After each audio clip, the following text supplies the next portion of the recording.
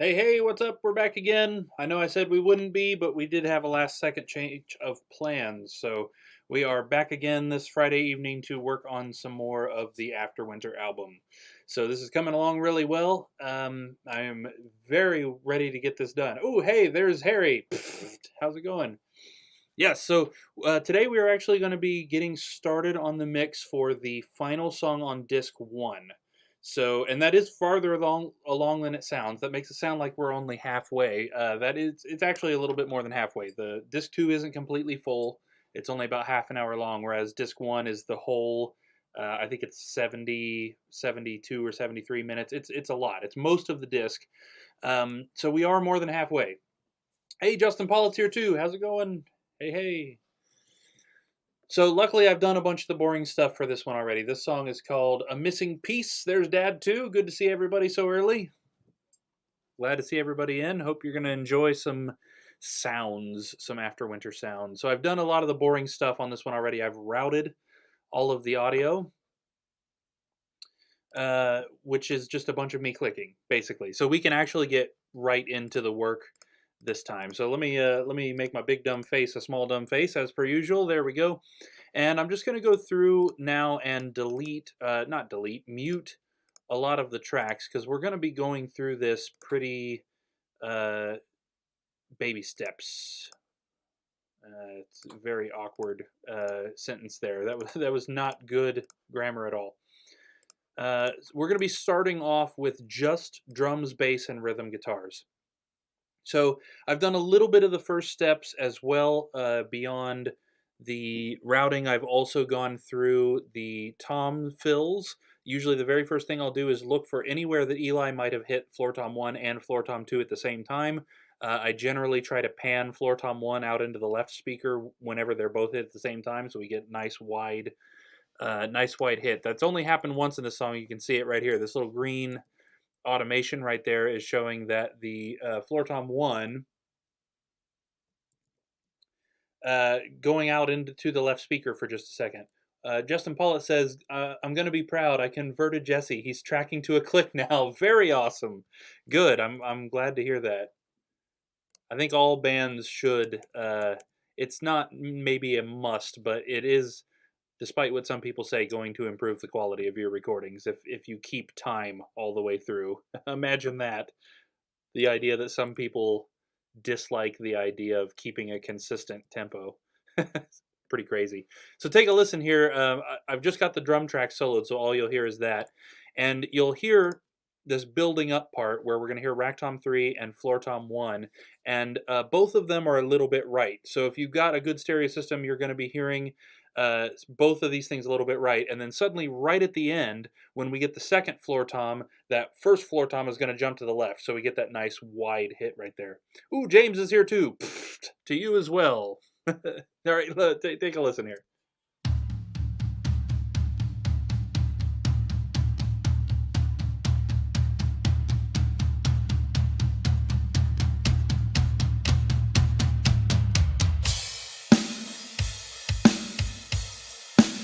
Very nice. Yeah, so that's sounding good, of course, already. I have also started prepping the rhythm guitars. Now, rhythm guitars is going to be where we're spending a lot of time today. But one thing that I do right at the beginning is I look for any place in the song that I know that there are vocals or leads, and I turn the rhythm guitars down just a little bit during those spots. So anytime there's a vocal, I turn the rhythm guitar down half a decibel just to make a little bit more room for that vocal. And anytime there's a lead, be it piano or guitar, I actually turn it down a dB and a half, so 1.5 there. And I've already done that, but we are going to be going through those James and I's rhythm guitars with a pretty fine-tooth comb here, looking for any time that he and I don't play exactly the same thing so that we can make sure that the potential harmony or octave or whatever it is, that they're still in balance. The first thing that we're going to do, we're going to take a listen all the way through from the moment. There's actually a big intro in this song, a big orchestral intro. That's all of this stuff right here. And we're going to be adding that later. So we're starting at the place where the bass and drums come in, and we're going to listen all the way through to the end of this song.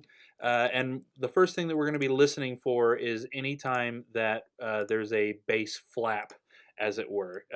We've been discovering that here and there, occasionally the way the pickups picked up the bass and the things that we're doing to affect the signal cause a really noisy string flap. Sometimes we may not find a single one, but if we do find it, we want to get in there and do a real quick volume pullback so that it doesn't sound real bad.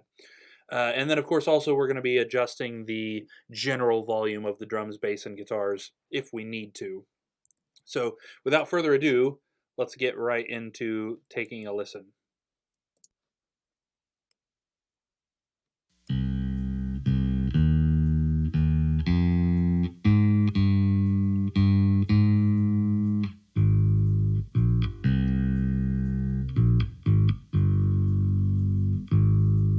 I forgot the drums don't come in right away.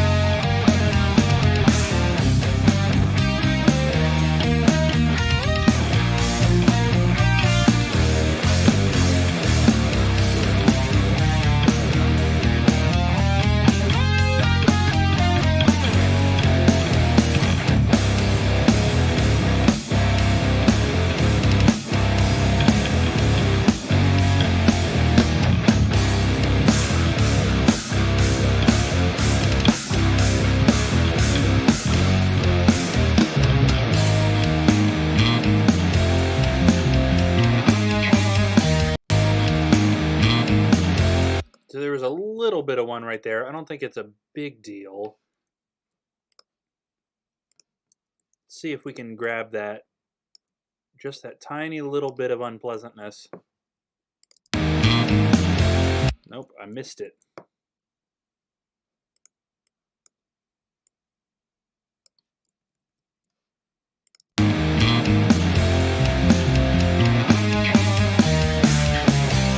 Kind of softened it there.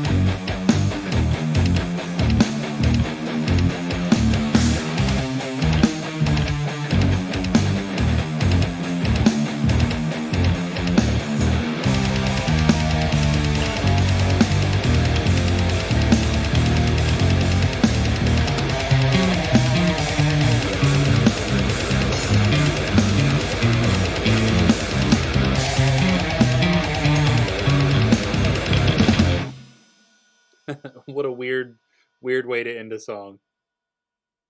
Oh, it's cool though.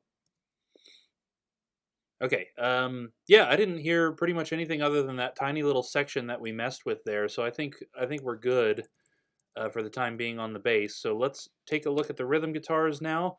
There is one thing that I know for sure I want to do, and it's one of these. So there's a lead over that whole ending, but it becomes kind of less and less important, and it becomes more background noise than an actual guitar solo. And I had initially decided this is where I want the rhythms to pop back up, and I think I'm actually going to change that. Yeah, I think I want the rhythms to pop back up there. Makes more sense. Probably the best. And then I've got the Seymour Duncan Blackouts in the Jackson 7, that purple one back there. And they both sound great. It's just that, of course, the active pickups are just a little, they have that little bit more extra bite. Which now, one little thing, I do think that I want to increase that last beat of that measure right there. We are playing the same thing, but more.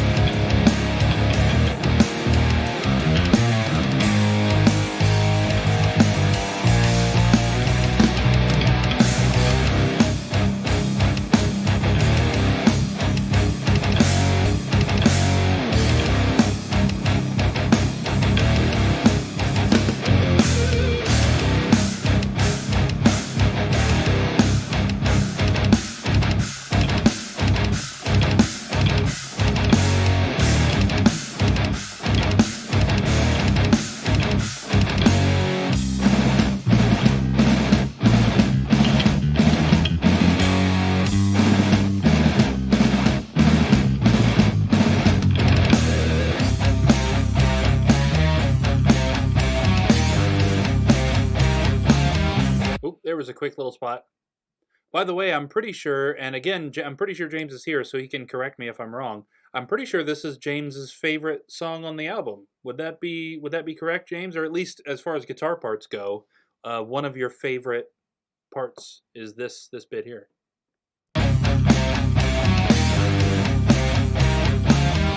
Okay, so it's just the last two beats of this measure 116 where I harmonize. So let's, and I'm getting too much harmony. So let's see here. I want to turn James up. Let's try 2 decibels and see if that works. So I'm going to turn James up 2 decibels and me down 2 decibels. So we should theoretically retain the same volume.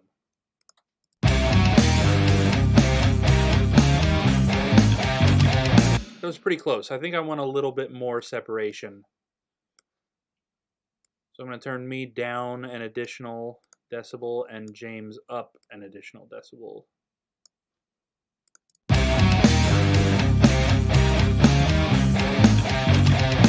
Perfect. Yeah, I like that. I do think we lost a little bit of volume overall, though, so I'm going to bring both of us up half a decibel.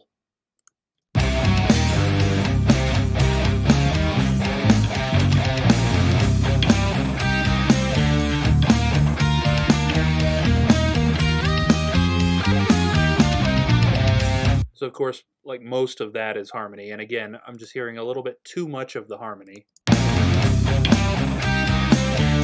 So it's kind of like a beat and a half here.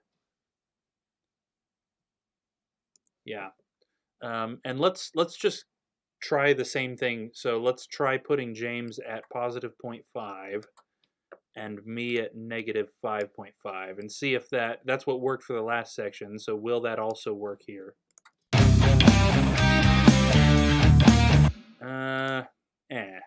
It seemed a little loud. It seemed like we jumped up in volume. So first off, let's get rid of that extra dB that we stuck in there.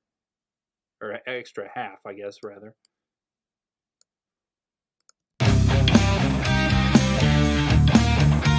Okay, yeah, I didn't hear the jump in volume, but now I'm hearing too much rhythm and not enough harmony. So let's decrease a little bit.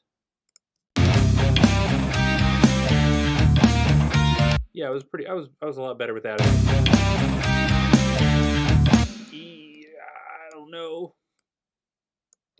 I'm gonna decrease another one and just see what it sounds like. Almost felt like we got rid of too much there. Yeah. Yeah. Then of course we got the same thing in the next measure, like a beat and a half. Oops, that was not the right amount.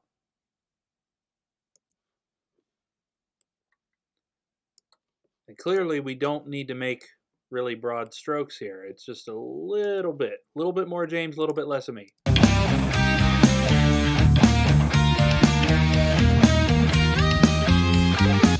Yeah, James has definitely a favorite. Yeah. Oh, right. So it starts here, but I think it goes the whole measure up until we come in a little bit earlier than beat 1 there. So right up to there.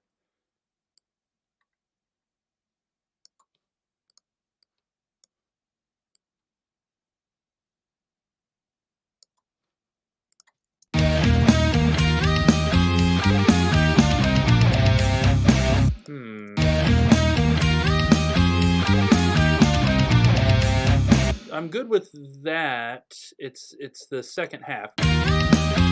So that, I feel like there's a little bit too much harmony still. So let's leave that first little bit, the da-da, leave that as is. But let's try a little bit more James and a little bit less me on the da-da-da-da-da-da-da.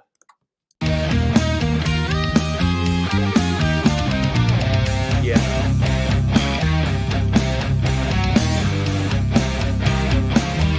And there was that sneaky little harmony again.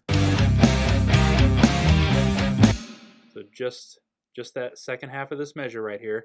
Now, theoretically, we should be able to do the same thing we did last time on this section, which was James at positive 0.5 and me at negative 5.5.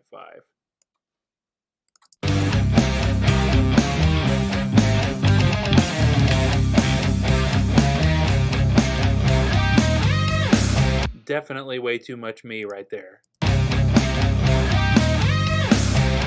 Okay, yeah, and again, we start halfway through a beat, and we end halfway through a beat also.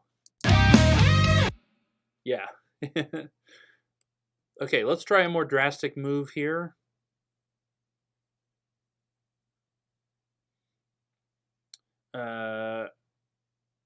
One second, I gotta wrap my brain around something here real quick. I want my guitar at -6, and Logic doesn't like -6, so I come up with strange little workarounds to get it to do what I want.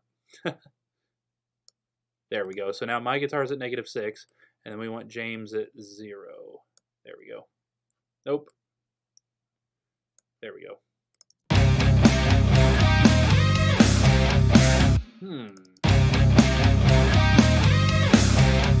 I'm still hearing too much me. That's crazy.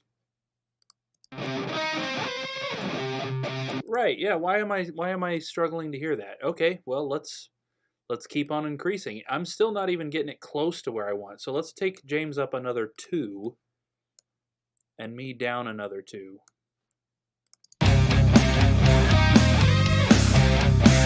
That was closer. Let's go a little bit more. Let's try another half. James up a half, me down a half.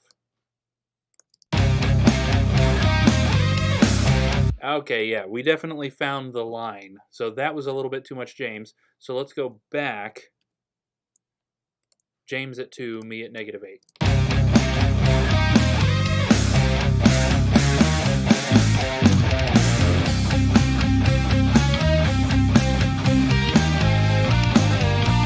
Okay, I know this is all a harmony. Starting right there.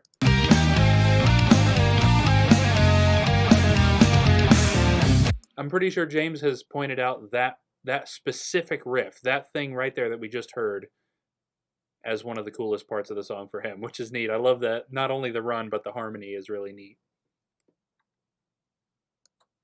Okay, so let's try 2 decibels. Him up 2, me down 2, see if that gives us enough.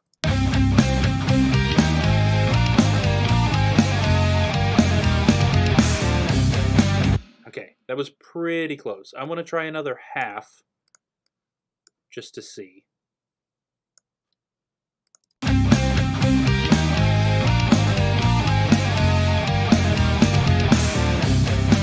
Yes, and I also felt like the whole thing lost a little bit of volume. So let's give both of us a little bit of an extra half decibel.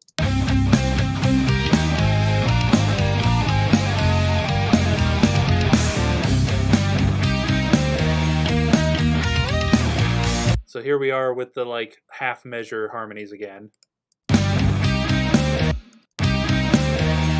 Yeah.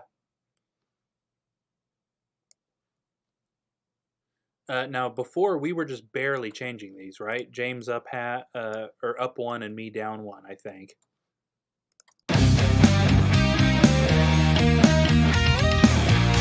Yeah.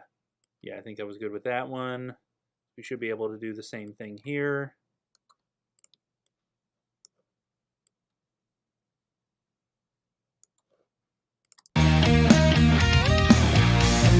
Ooh, did that seemed a little quieter, didn't it?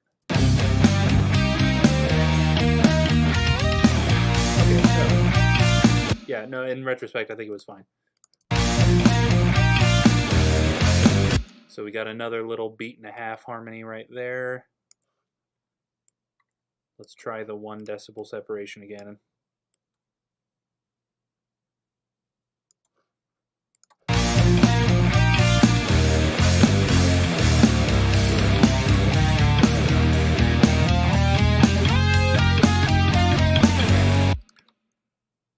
Nice. This is one of my favorite parts of this song. That we just heard, da da da da da da da da da da da, and then especially the da da da da da da da da da da. I think that part's really neat.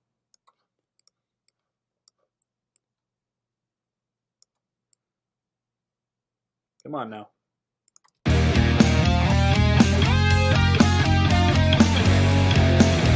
Okay, that was really close. I want to try another half decibel again, I think. A little bit more James. There we go.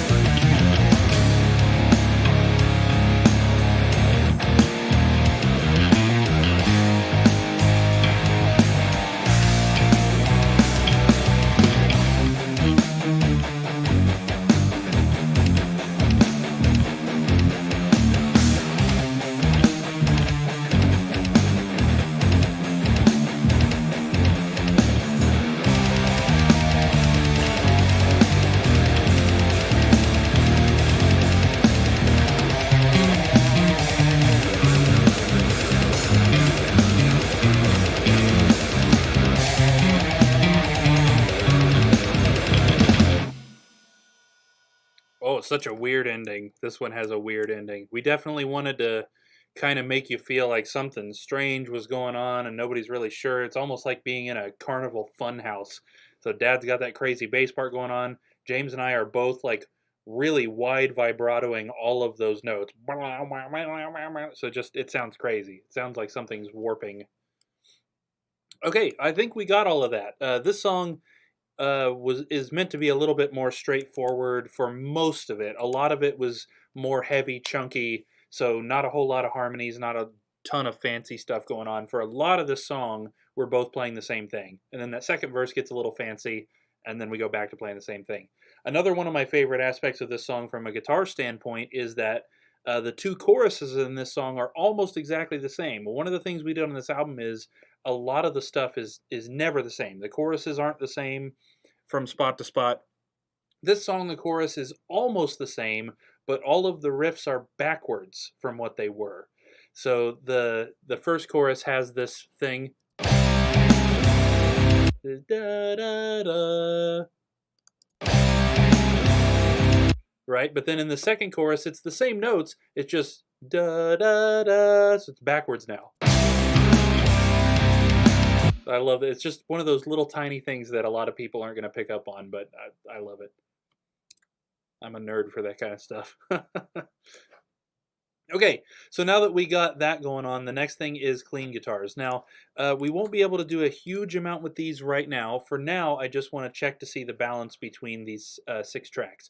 The main focus of this section where there are clean guitars is the piano and Magenica's vocals. So the clean guitars don't need to be super loud. They need to be there, but they're not taking the spotlight. They're not even really equal to the piano. They're kind of just backing up the piano. Now, this is another one of those situations. You guys know that I track the crap out of clean guitars. We got 6 guitar tracks right here, and it's for one part. So all 6 of these guitars are playing the same thing. They're broken up into sections of 2, so these 2 are one tone, a left and a right. These 2 are a different tone, a left and a right, and these 2 are yet again a different tone, left and right. So it's all contributing to this one sound. So that's the idea. They're all playing the same thing because this is really supposed to be one sound. It's just a really layered sound. So just quickly, let's explore those different sounds. So the first one is just a general clean tone with, I think this has a little bit of delay in it as well.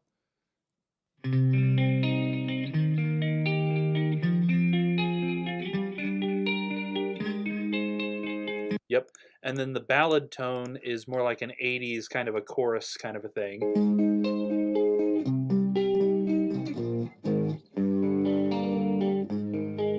It also distorts a little bit. And then the last one is an acoustic simulator.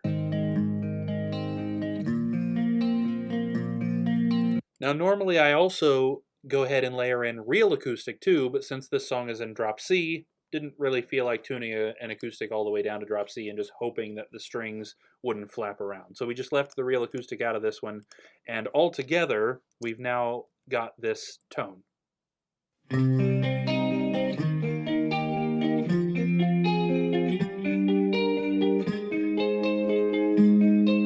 Tracks with the rhythm guitars, the bass, and the drums here near the end, because our very next thing that we're going to put in is the piano part that goes right there. So for now, let's just make sure it seems like it's sitting where it is.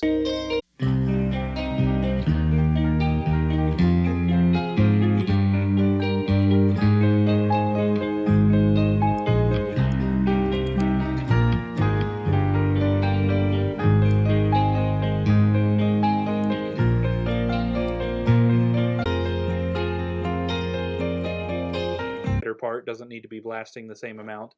I do think I want a little bit more of Sam's piano than we had. Let's check that balance.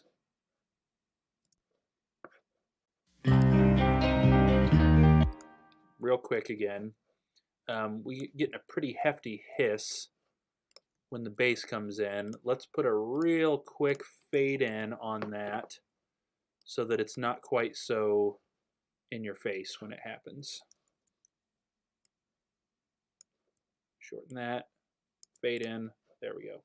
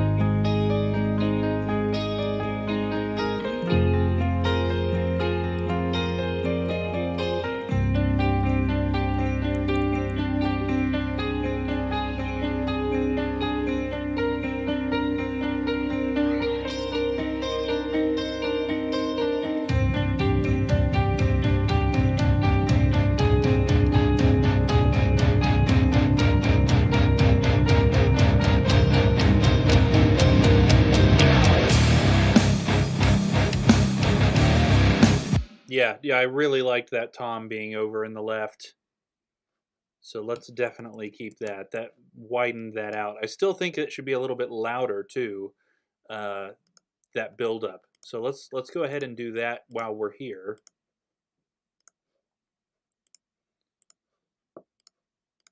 I wasn't necessarily feeling that there was any other place in the song specifically where the toms were too low. So we're just going to automate the volume here to go up rather than turning them up throughout the whole song. We'll just do this. Let's try 2 decibels. That might be overkill. Let's take a listen to that build up again.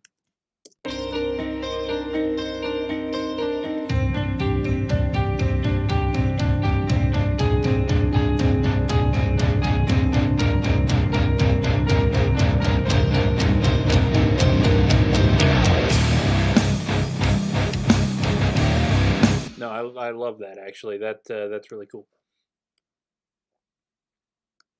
That time, our little pick scrape thing felt like it jumped out a little too much. I still want it to be loud, but maybe just relaxed in there a little bit better. It's all about context. You know, it's really hard to tell exactly where something should be volume-wise until everything that's gonna be in there is in there. So we're taking baby steps here. We're not making any absolutely permanent moves until we are pretty sure that we've got things where they need to be. Okay, so let's kind of keep moving on with the piano. I think we've got a good balance in the intro right at the moment. So let's go into some left-hand piano. So I usually separate. Now Sam records things in MIDI nowadays. So all of his piano parts and his string parts and all of that stuff is all in MIDI. So even though he plays it all together, I can usually go through and separate the low notes from the high notes. That way if I need to EQ them a little bit differently, I can, so that his left hand stuff doesn't get in the way of the bass drum or the bass guitar. So the next couple of tracks we're going to do are actually bass piano notes only. So we're not going to have these super loud. Don't be concerned if you're not really specifically hearing what he's doing here. These are notes that the bass guitar is covering, essentially. So this needs to be something more that, like, you'd notice it if it were muted, but it's not super prevalent in the mix. So we're jumping right to verse 2, looks like, with this first part.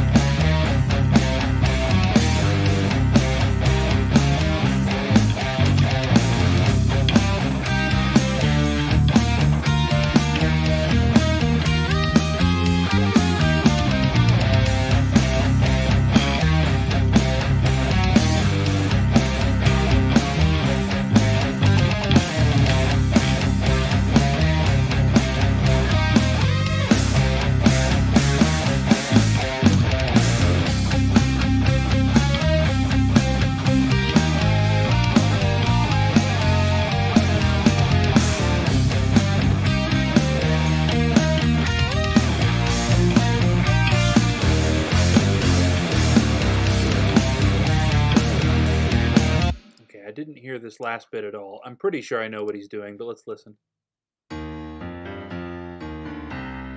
Yeah, so let's get that up a little bit. Oh, Logic, you just won't go to any number I want. There we go.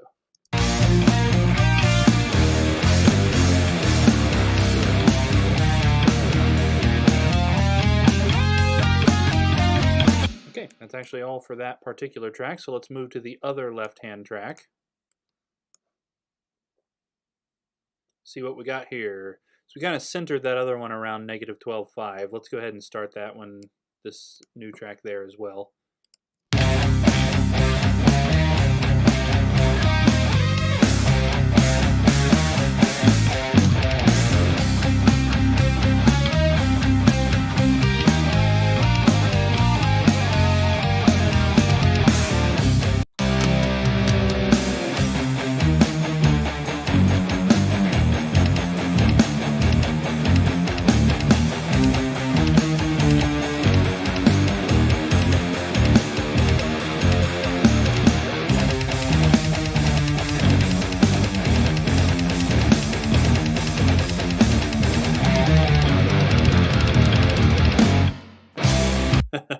Yeah, the end of that was a little bit aggressive. Let's take the end back down a little.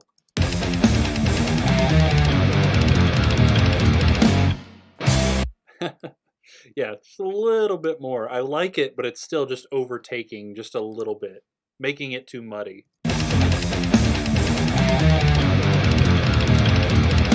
Yeah.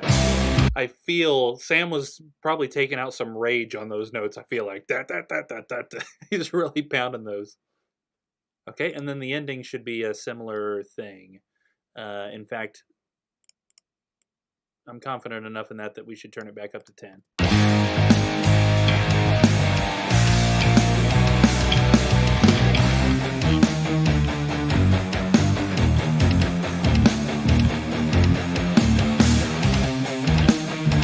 Yep. Okay, so that concludes left-hand piano. Let's move over to our right-hand tracks and see what he's doing in the higher register. So the first thing is the beginning of the song, the soft part that we've already done. So we're good there. So we just need to move out over here and see what's going on.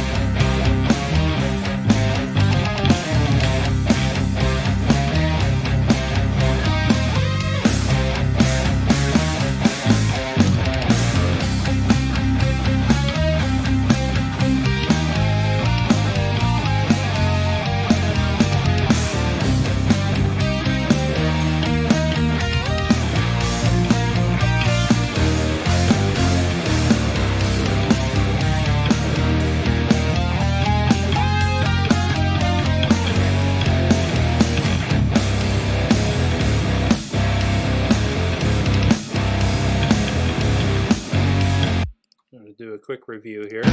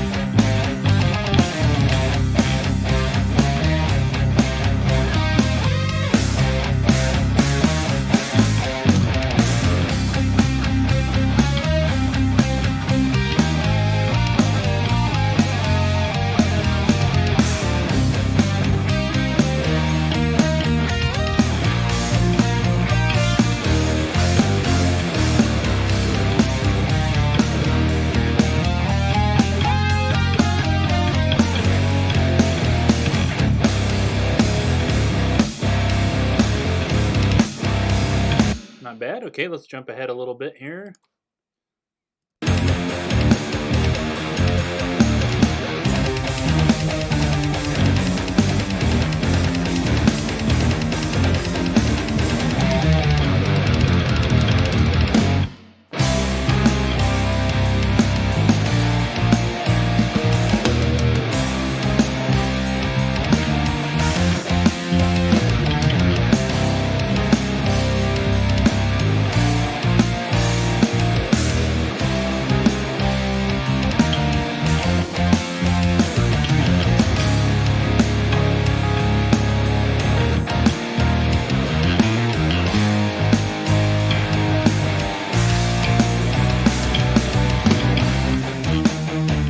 Got kind of loud near the end.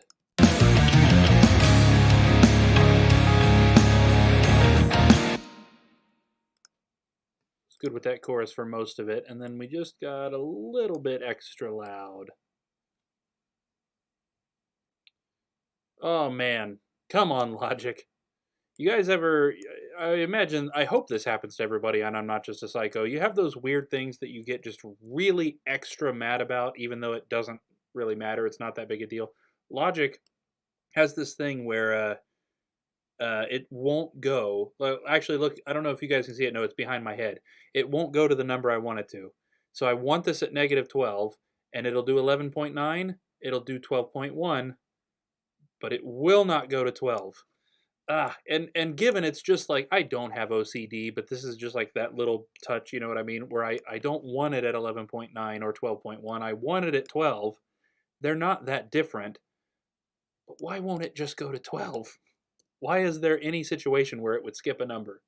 You see what I mean? I get I get really way more angry than I should about it.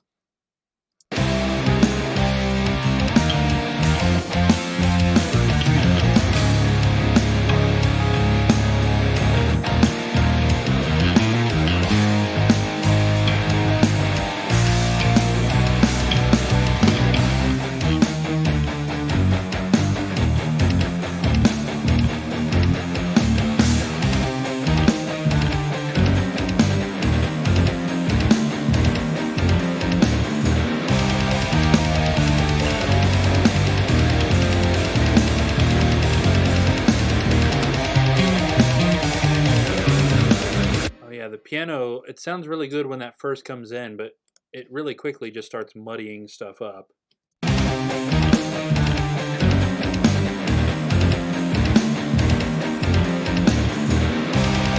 Yeah, right from where everything really hits in, the focus should be kind of back on the guitars there, I think. So we should take him a little bit further down.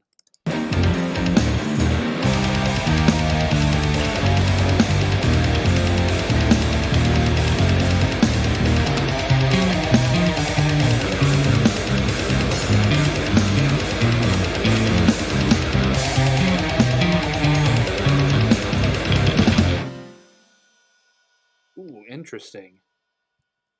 The decay on his last note goes out longer than ours. I don't like that. That makes that feel a lot less tight.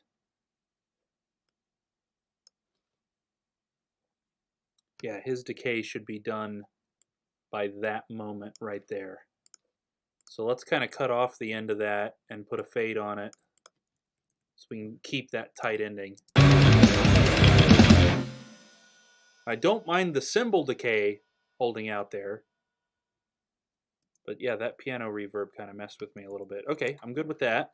So we have one more piano right hand track, and then we're moving into strings.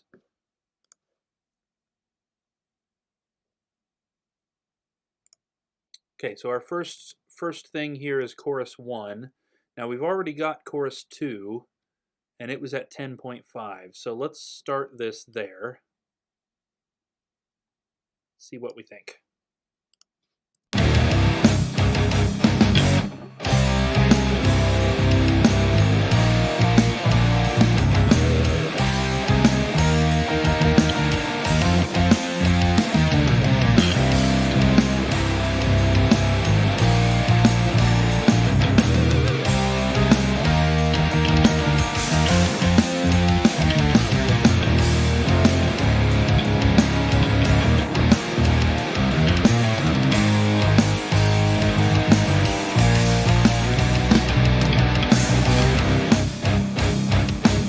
Yeah, so just like in the other chorus, by the end, we actually get a little bit too loud.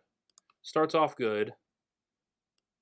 So on the other chorus, we turned the last like third or so down to 12. So let's try that again.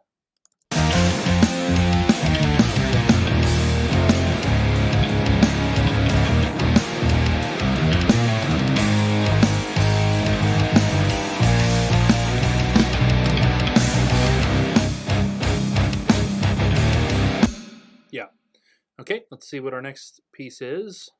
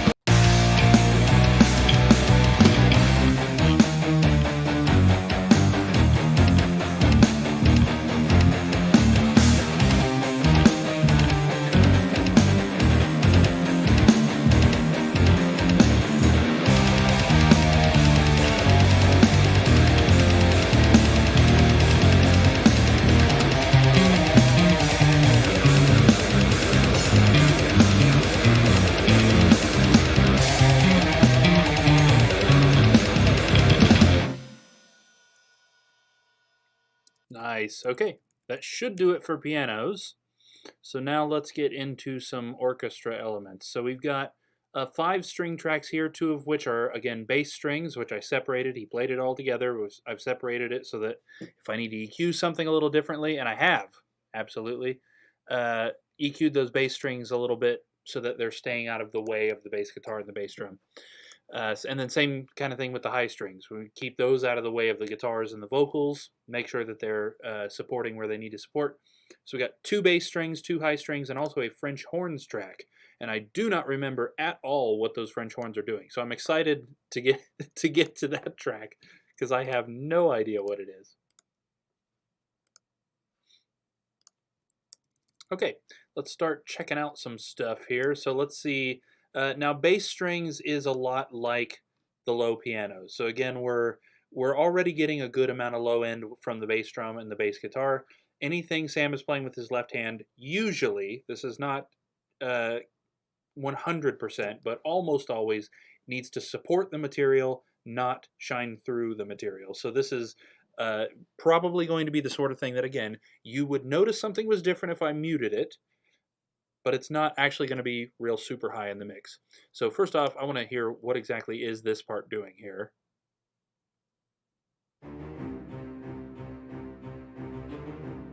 Okay, so following the riff. Also, there's a high strings part doing this. Right, so we can keep that in mind. It'll be a lot easier to bring the higher one up in the mix to a point that you can hear it without it getting in the way of anything else. All right, let's get started.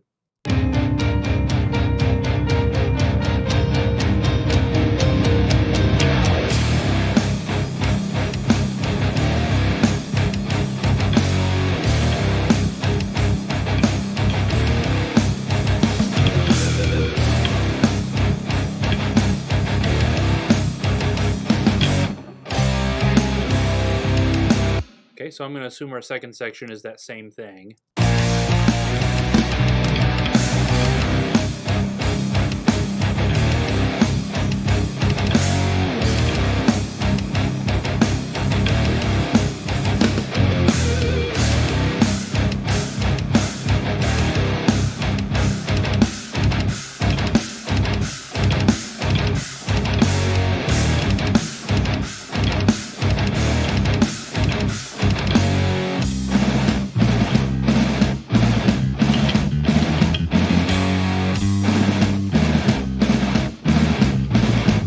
See, that's on the other, that part is on a different track. Okay, so then now we've moved over to the end of verse 2, looks like. So this is probably the da da da da da da da, I imagine.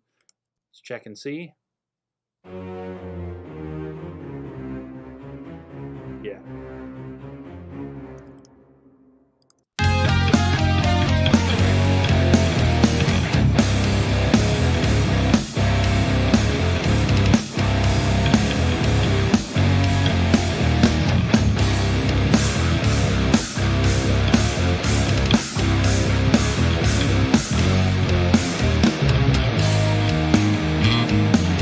So again, keeping in mind that there's a high string part doing that same thing, that it'll be a lot easier to bring up. Okay, so that's all for that one. We actually didn't even need the volume envelope at all. So let's check our other bass strings track. We were actually able to bring that one up pretty far. So let's start this one at the same volume the other one's at.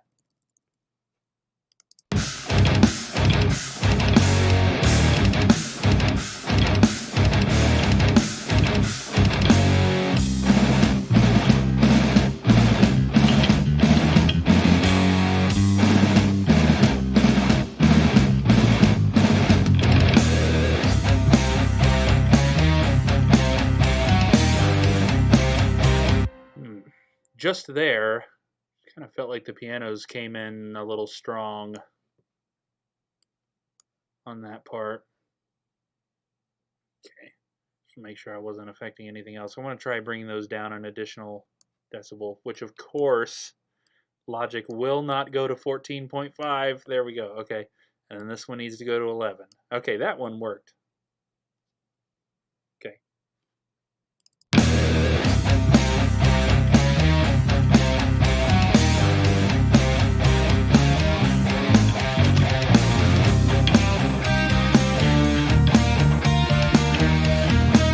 Okay. Our next section is break 3, so this is probably the da da da da da da da da da da da, which again we have bass and high doing on strings and piano. So we may need to rebalance piano on this too. On here, but I want to control that chaos a little bit.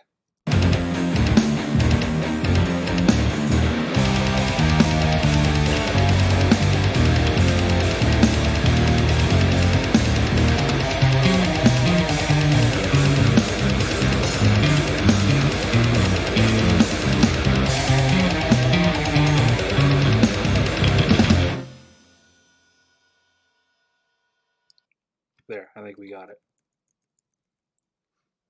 Ooh, we just lost a few viewers. Not a fan of controlled chaos, I guess. You're not meant to control that. Okay, bass string's done. Let's get into high strings. All those people were probably the death metal aficionados that as soon as they heard keyboards, they were like, ew, gross, this isn't real music. No, I'm kidding, of course. They're probably just hungry. I'm hungry. I want food. Somebody bring me food. All right, here's a high string part. This is probably the da-da-da-da-da-da-da-da-da.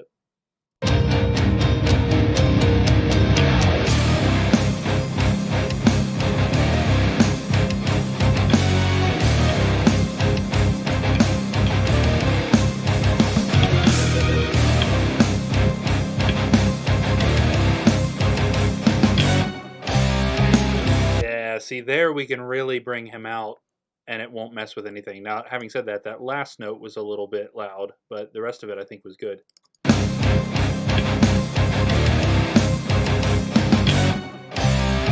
That was closer. That was almost it.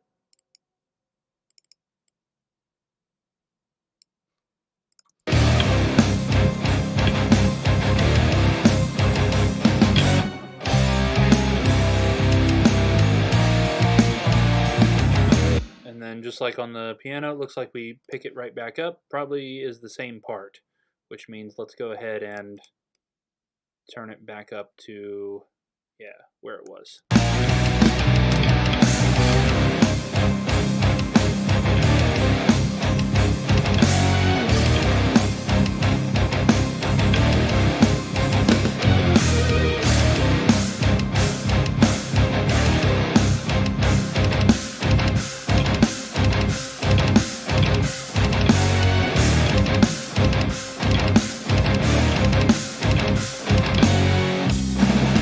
Okay, I want to turn it down when we start going da-da, da-da, da-da. Yeah, right there. Pretty good. I think that would have been acceptable. I just want a little bit less so that it'll essentially tighten that section up. You know what I mean? So we don't have quite so much of the audio tail of what he's hitting there in the gaps.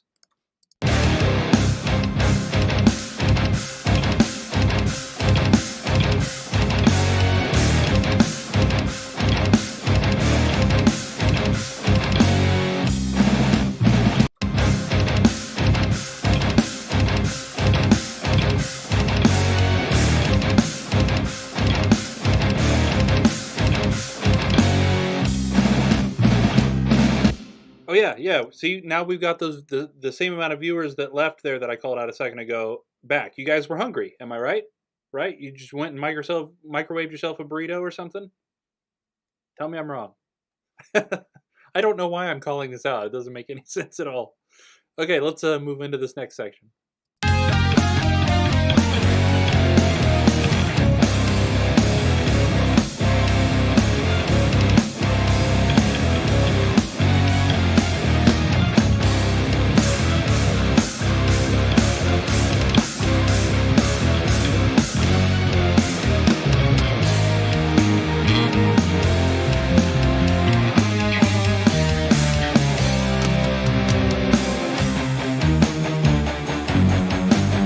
Nice. And here's chorus 2.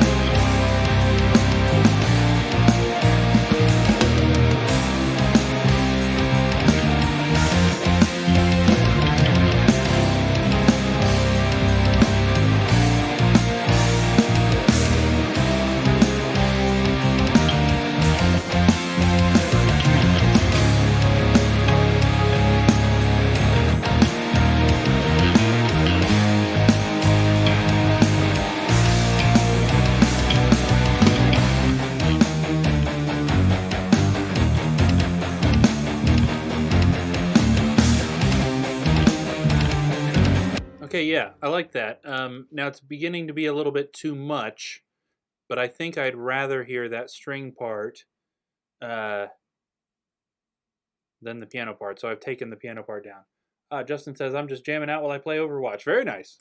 Cool. So no microwave burritos then? That's sad a little bit.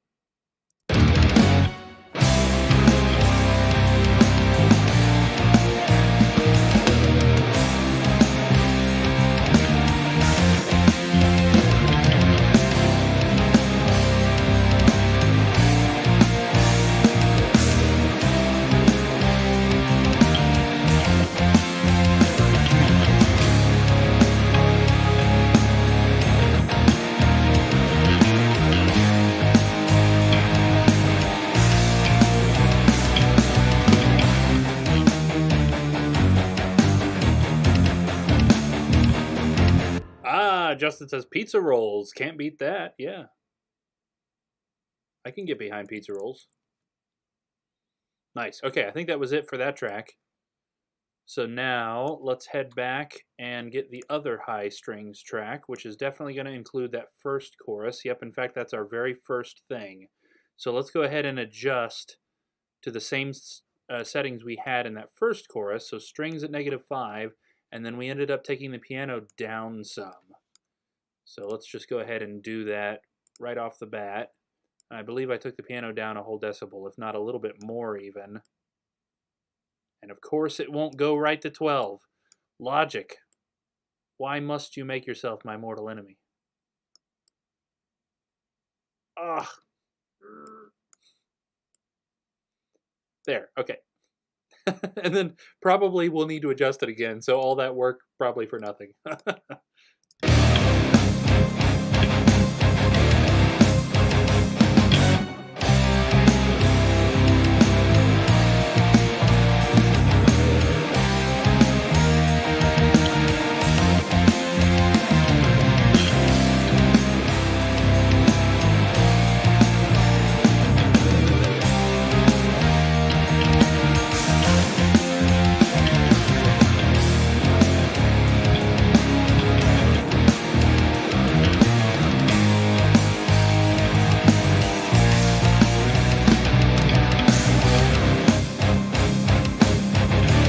Yeah, yep, definitely had to adjust it again.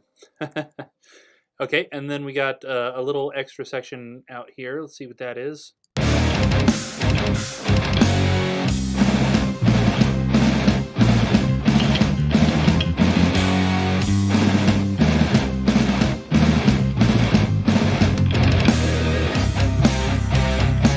Yeah, I don't mind turning that down a little bit. I know he's got a synth part. Pretty confident. Yeah, there's a synth part right there that's playing something way cooler than anything the piano or the strings is doing. So I don't mind turning those down a little bit more. Okay, next section is break 3, looks like. Let's hear what this is.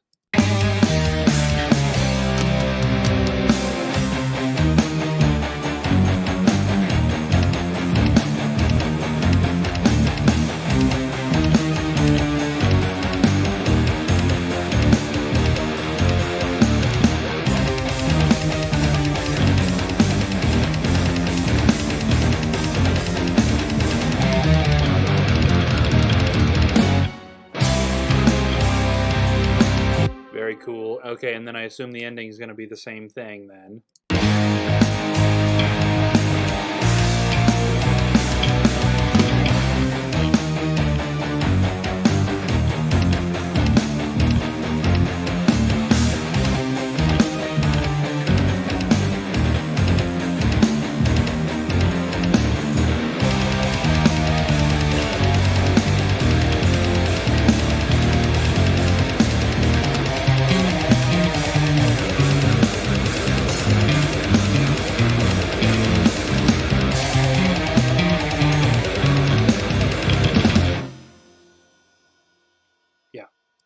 Cool, got it.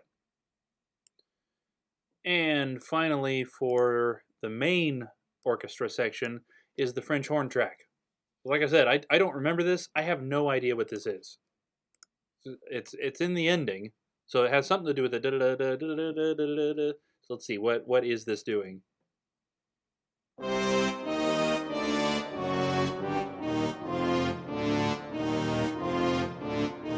Okay, so it's just playing the riff. Interesting. So just basically another texture to this part of the song.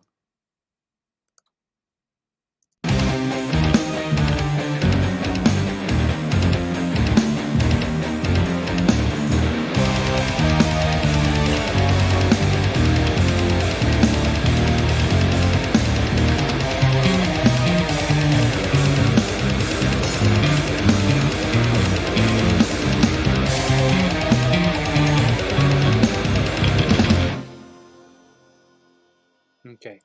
I kind of like that better than some of the string stuff we're getting. So let me tell you what, let's leave that at -4 right now, and then let's turn all the other string related stuff down. So the both string tracks and let's just go ahead and take the piano down as well. Excuse me, in favor of this French horn thing. So high strings down, low strings down.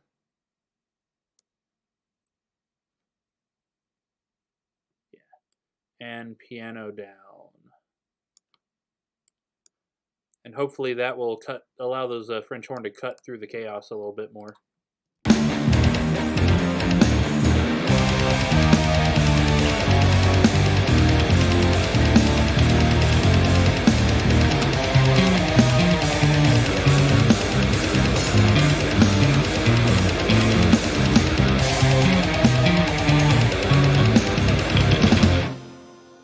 Yeah, I might adjust that more later, but I think I'm good with that for now.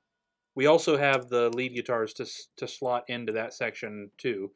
Now, given they're not meant to be in the spotlight. The solo starts kind of in the spotlight and then kind of just descends into chaos like the rest of it. So it won't need to be super loud in there, but just think we're going to need to be conscientious of all of those volumes when that is in there.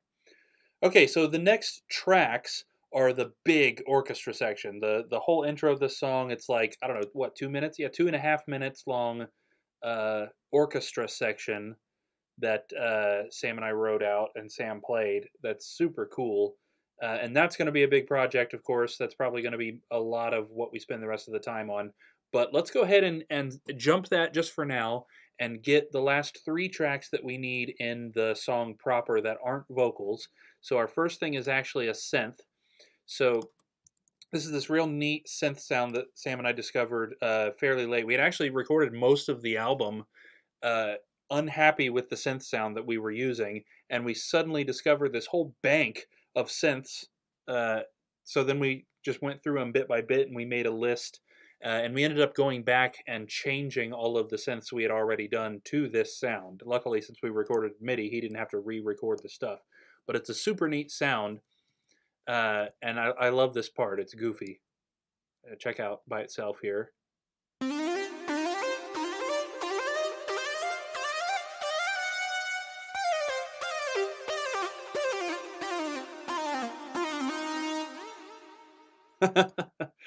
And that's happening right there before the second verse, where we're going da-da-da-da-da-da-da-da-da-da. So we're staying on one note. Sam made that into a whole run, which is super neat. So now we don't want that to be like super out in front, but obviously we want it heard. So let's kind of take a listen to where it's sitting at the moment.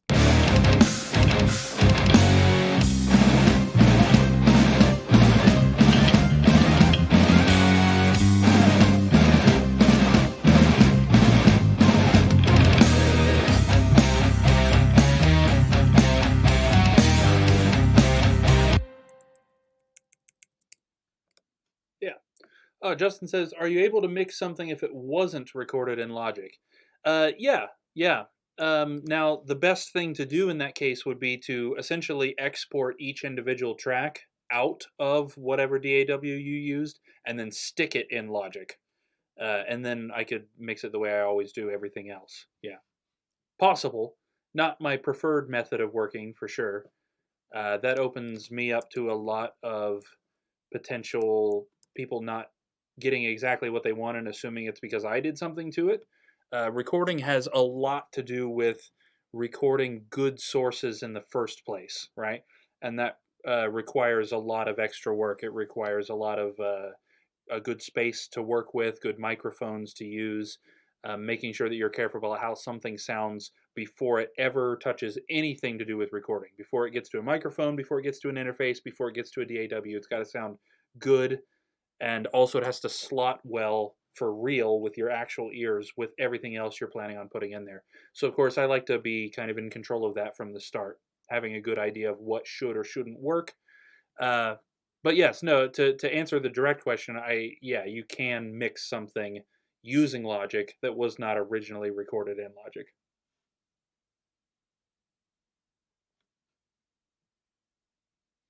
Justin says, cool. Yeah, we've been using Reaper and sending files to each other because we're struggling to find time to meet up. Yeah, totally understand how that works. Yeah. Busy lives, busy work schedules, for sure. Okay, so we got that synth in there. I'm pretty good with where that was, where that's sitting right at the moment. So now we have the lead. Now the lead is recorded across 2 tracks because it's panned. I got one in the left, one in the right.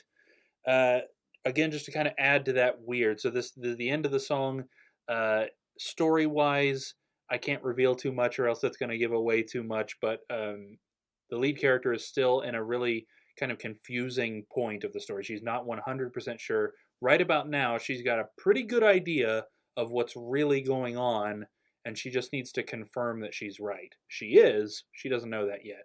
So we really wanted to kind of capture this confusion because this thing that she's right about shakes her entire worldview. It means something that is the last thing that she ever would have expected.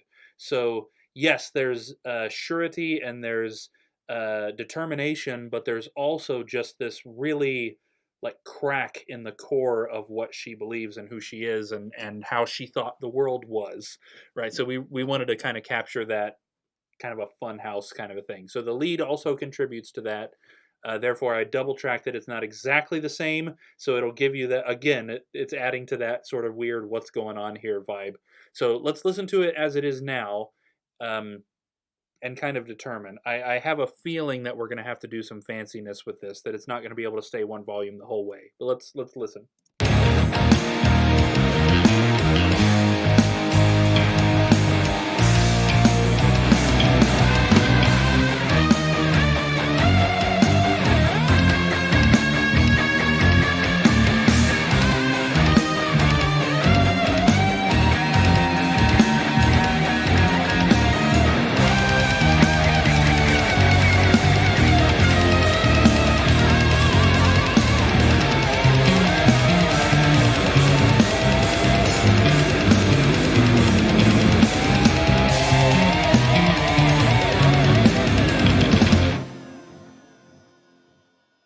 It wasn't as bad as I thought it was going to be, as far as the levels. I think there's definitely a spot right around here, where the real Funhouse riff starts that it was a little too loud, but then later on it seemed like it came back and it was fine. That was probably interesting for any of the Afterwinter band members that were listening. I actually did this not too long ago. So that lead is for sure something that nobody other than me and the band has heard yet. So congratulations, any of you non-band members listening. There's a pretty good chance you heard that before actual members of the band did. So let's start with turning this like little section here down a bit. Yeah, okay, and then let's kind of listen again.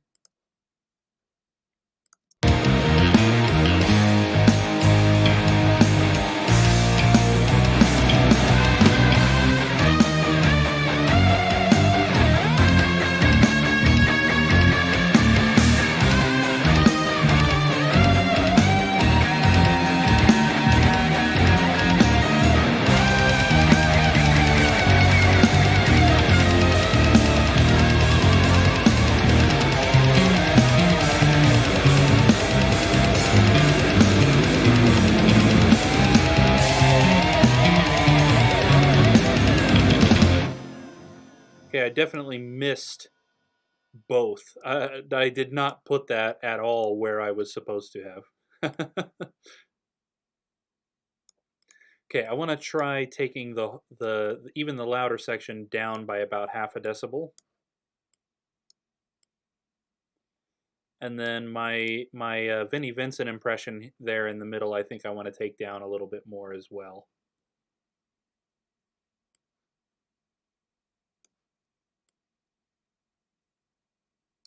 That is that weird little thing right there is a trick I learned while I was playing Vinnie Vincent in Sweet Pain. There's a very Vinnie Vincent move to go wah, wah, wah, wah, wah, wah, wah, wah, wah, wah, nah.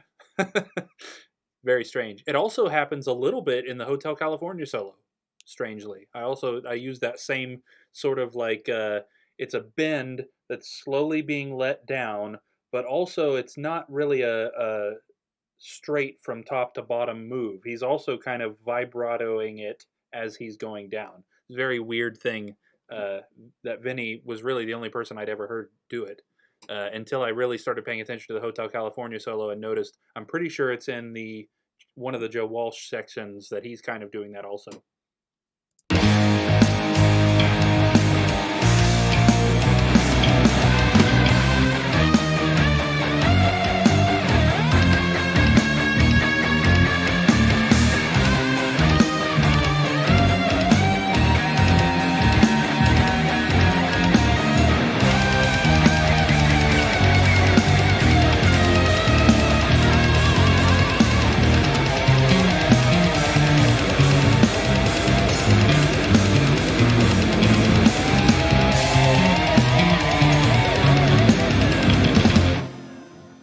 That was really close. When we turned it like a lot further down, I didn't like how you just suddenly stopped hearing it. I want it to be a little bit more subtle. That drop to be a little bit more subtle.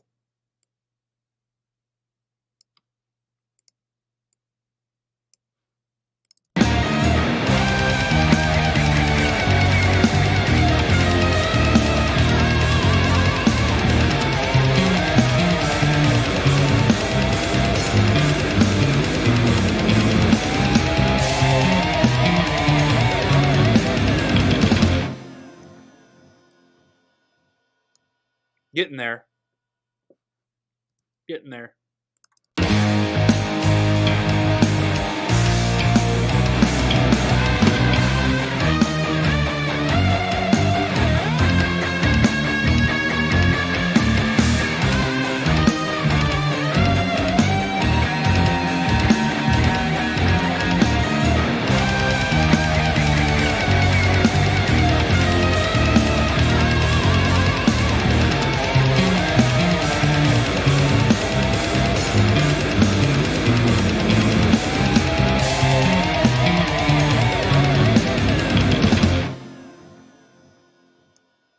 Yeah.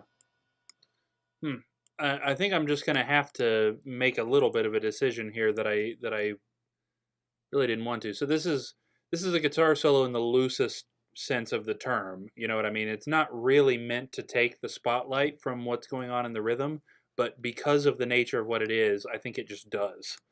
And I want to hear the rhythm a little bit more, but the lead just draws the ear. You know what I mean? I'm going to turn the whole thing down just a little bit more. I'm going to adjust this, I think. But I think for the most part, I'm just going to have to live with the fact that the guitar solo is probably just going to draw the ear. And that's just how it is.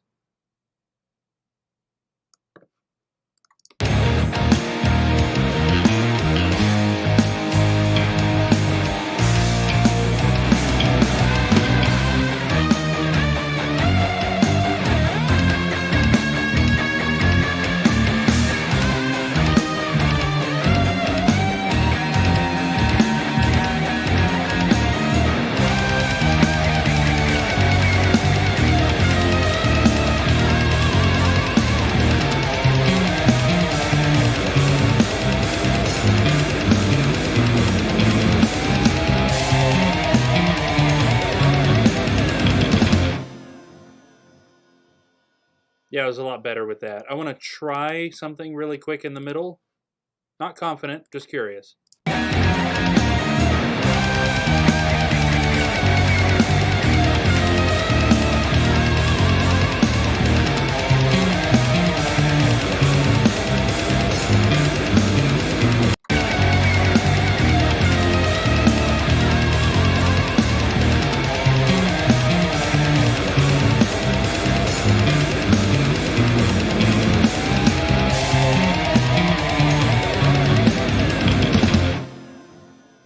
like that a lot better. I think turning the whole thing a little bit down was a good move. Definitely left the rhythms a little bit more room to come in. Okay, so I want to grab a new pop. I'm out of pop here, so I think what we're going to do here is you guys take a listen to this orchestra section. So that's our next big target. I want to get that done. I don't think I'm going to be able to mix vocals on stream. We're simply too far into the album.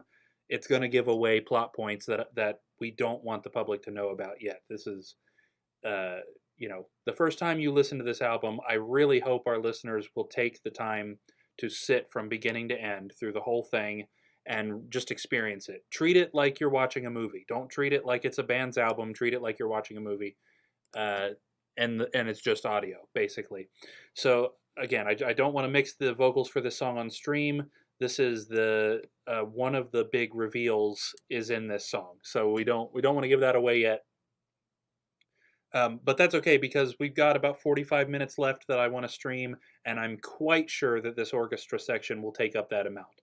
So let's start off by, I'm going to jump up real quick and grab another pop, and you guys take a listen to this orchestra section as it stands, and then we're going to start kind of going through it bit by bit and bringing it up a little bit more to snuff, I guess. I don't like that term very much, but that's where we're at. Okay, take a listen. I will be right back.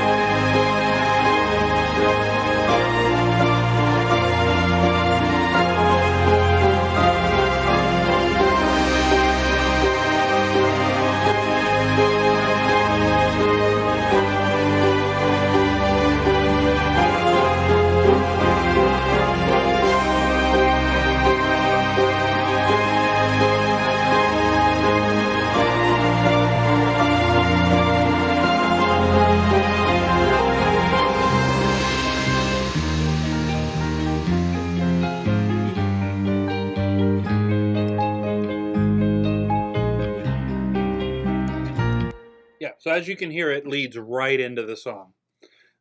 Super cool. I love that so much. Another really cool Easter egg about that is that whole ending section where everything kind of opens up is actually the chorus from the second track, but the first full song, Left for Dead, on the album. So it's a callback moment. That's we're hearing it as an orchestra piece rather than as the way the band played it, which I just love callbacks like that. That's so neat. So now we just basically need to go through this section by section and see what we can bump up and down to really make this hit the way it should. Because even as it stands, I think you guys get the idea of what it's supposed to accomplish. It's supposed to be kind of a break from the crazy heavy part of the album, but it's still supposed to be epic and exciting also. So this also leads directly out of the previous song, Unveiled, which is the one I think we worked on Unveiled last time I streamed. Don't remember. No, we didn't. We worked on vocals last time, didn't we? Yeah, right. Well, anyway, it comes out of the song Unveiled. Unveiled ends, and immediately that note that was sustaining for a while at the beginning kind of fades in underneath that. So, as you can see, there are a ton of tracks here. So we did the same thing with Regression, with the big orchestra section in the middle of Regression, where we looked up a picture of how a real symphony orchestra sits, and we were trying to place tracks in the stereo field the way you would hear it if you were really hearing an orchestra. So you can see, just for example here, the harp track is panned a little bit to the right, because that's, in the picture we looked at, that's where the harp player was sitting, was about, kind of in the back and a little bit to the right. So we wanted to create that space that it sounded like a real orchestra would be in, and also have about the same amount of instruments rather. So we've got two first violins tracks here. First violins usually sit near the front and starting to move back, but also definitely to the left and the right. So they're panned to the left and the right. Each one of these violins tracks has between 2 and 4 violins in the sound. So you can hear that it's definitely not one violin. So we put 2 tracks so that we're getting generally about the same amount of first violins that a real symphony orchestra would have.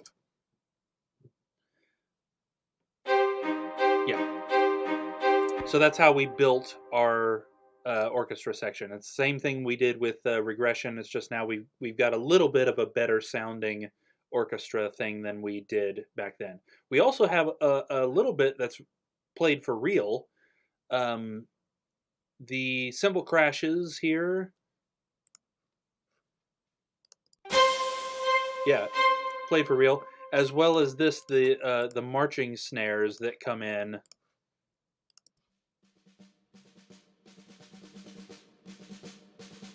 Yeah. Which I brought the snare up here and really played. Kind of a callback to a Decadence Divine, if anybody remembers that. We used a very similar thing in the title track, A Decadence Divine, where Magenica played our snare drum, and then we just EQ'd it to sound more like a marching snare than a real snare. Honestly, it still sounds more like a real snare than it does a marching snare, but it's still a neat sound. Okay, so we want to listen to this. It's going to be really tricky to mix this because, of course, context is everything with this. You know what I mean? And a real symphony orchestra wouldn't have volume sliders going up and down, right? The players would just, if there's supposed to be a quiet part, the players would just play quieter, which is a little bit hard to do with this sort of stuff. It's not impossible, but it's not very easy. So we're going to be cheating the system a little bit by automating volumes up and down. So let's start off by taking a listen to our first and second violins. That's 4 tracks, and just make sure that they feel balanced all the way through.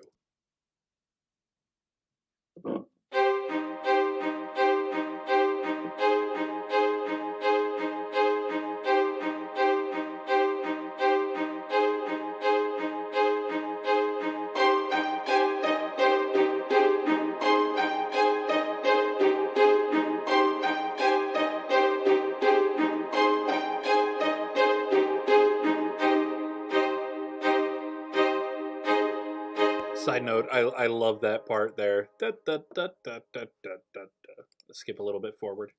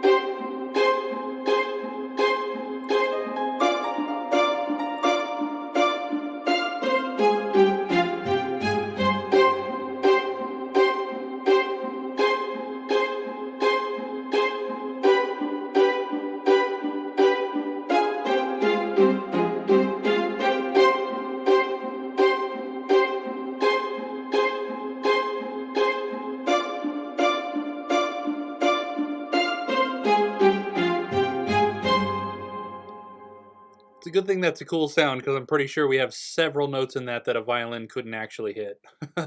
Sounds like it goes a little bit lower than what a violin should typically be able to do. Okay, I have a feeling that a lot of the end of that should come down. They're balanced to each other, but there are a lot of things going on in the Left for Dead chorus that happens in this, and I remember thinking when we listened to it just now that that particular part, that rhythmic duh, duh, duh, felt a little bit too strong. And the dynamics of that chorus are something that I want to work on a little bit and get sounding better. Now, having said that, the endings of each one of those, da, da, da, da, da, da, da, da, I like that, and I'm pretty sure I liked it just where it was, so we might have to do some magic there. I want to listen to a couple of sections with the harp as well, because the harp starts doing the same riff that the second violins are doing. So let's jump back to the beginning here and check that, the balance of the harp to the rest.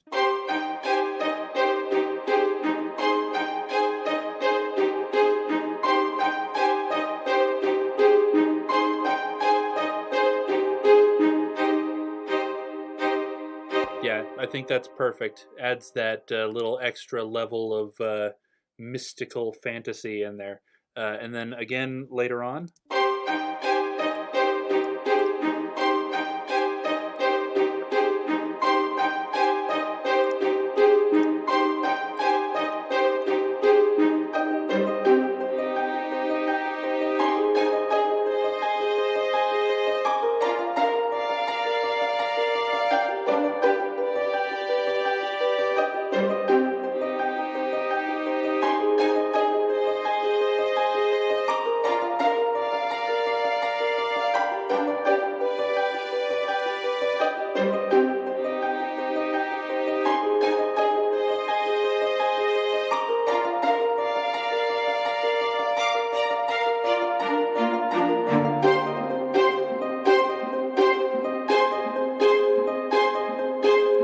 Kind of feel like that harp part should come down.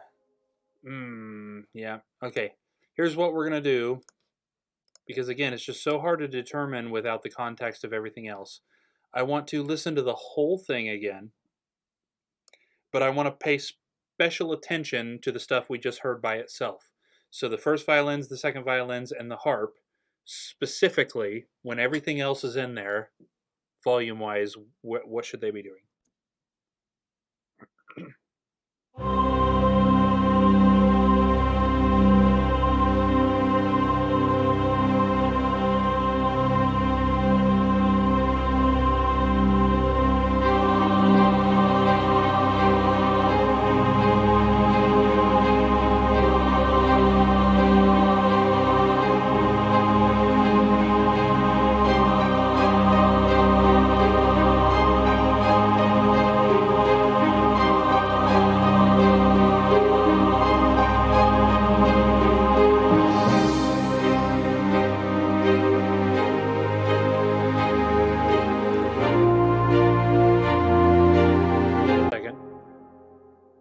Go back in there.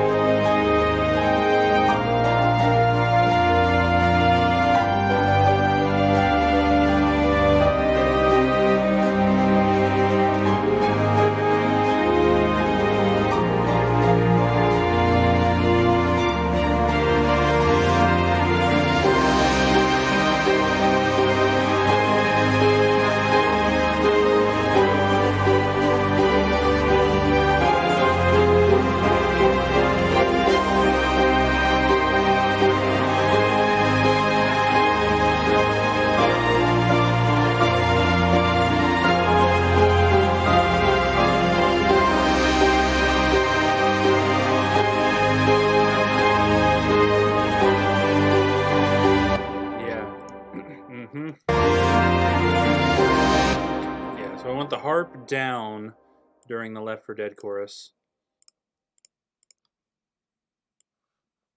And I think we're going to take those string parts a little bit too. I turn the harp down a little bit in general. I turn the choirs down a little bit. Let's check this harp now.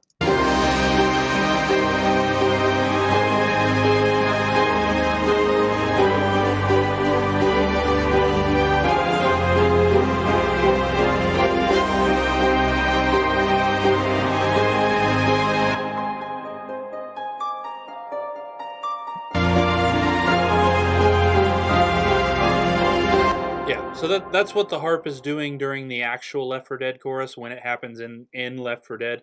Not as important here. Neat that it's in both spots, but I don't mind not hearing it quite so much for the sake of hearing some of the rest of this that's going on a little bit better.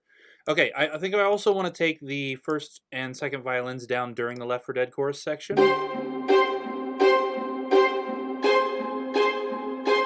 I like this, but it's just we're getting a little bit too much of that percussive quarter note thing going on. But having said that, just like we mentioned earlier, this, I think I want to leave all those exactly as they are. So we're going to do a little bit of stuff here. We're going to grab everything that's not that. And let's try taking it down by 2. That might not be enough. Oh, and of course it won't go to -7. Oh, man. There we go. Okay. And then let's just go ahead and get every one of those sections.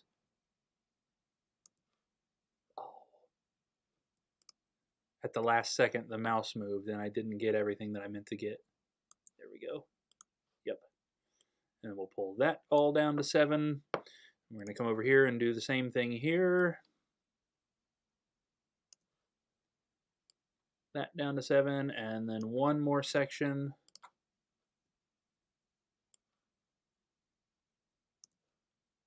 Pull that down to 7. Okay. Let's review.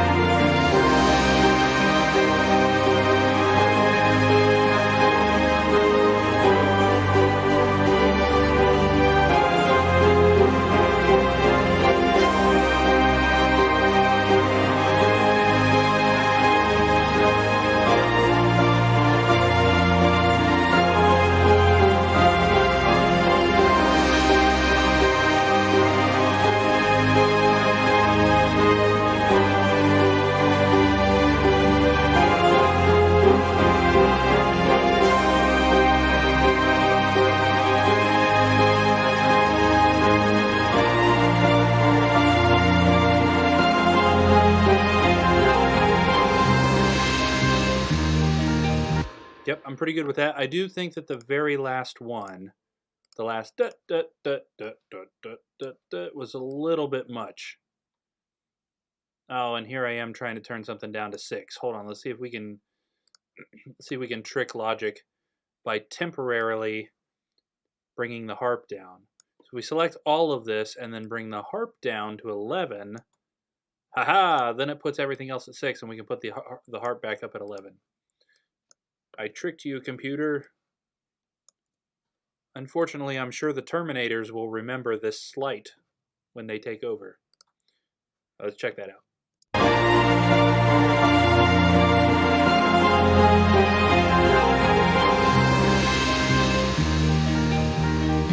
Yep, good with that. Okay. So I think we've got all of that under control. I'm pretty good with how everything's sounding. There is one thing that I want to check. So when we demoed this song, when we wrote it for the first pass, Sam played this, which was just a full, him just saying, I think I want something with these chords. And we've left it in the final mix. It's actually exactly from the demo.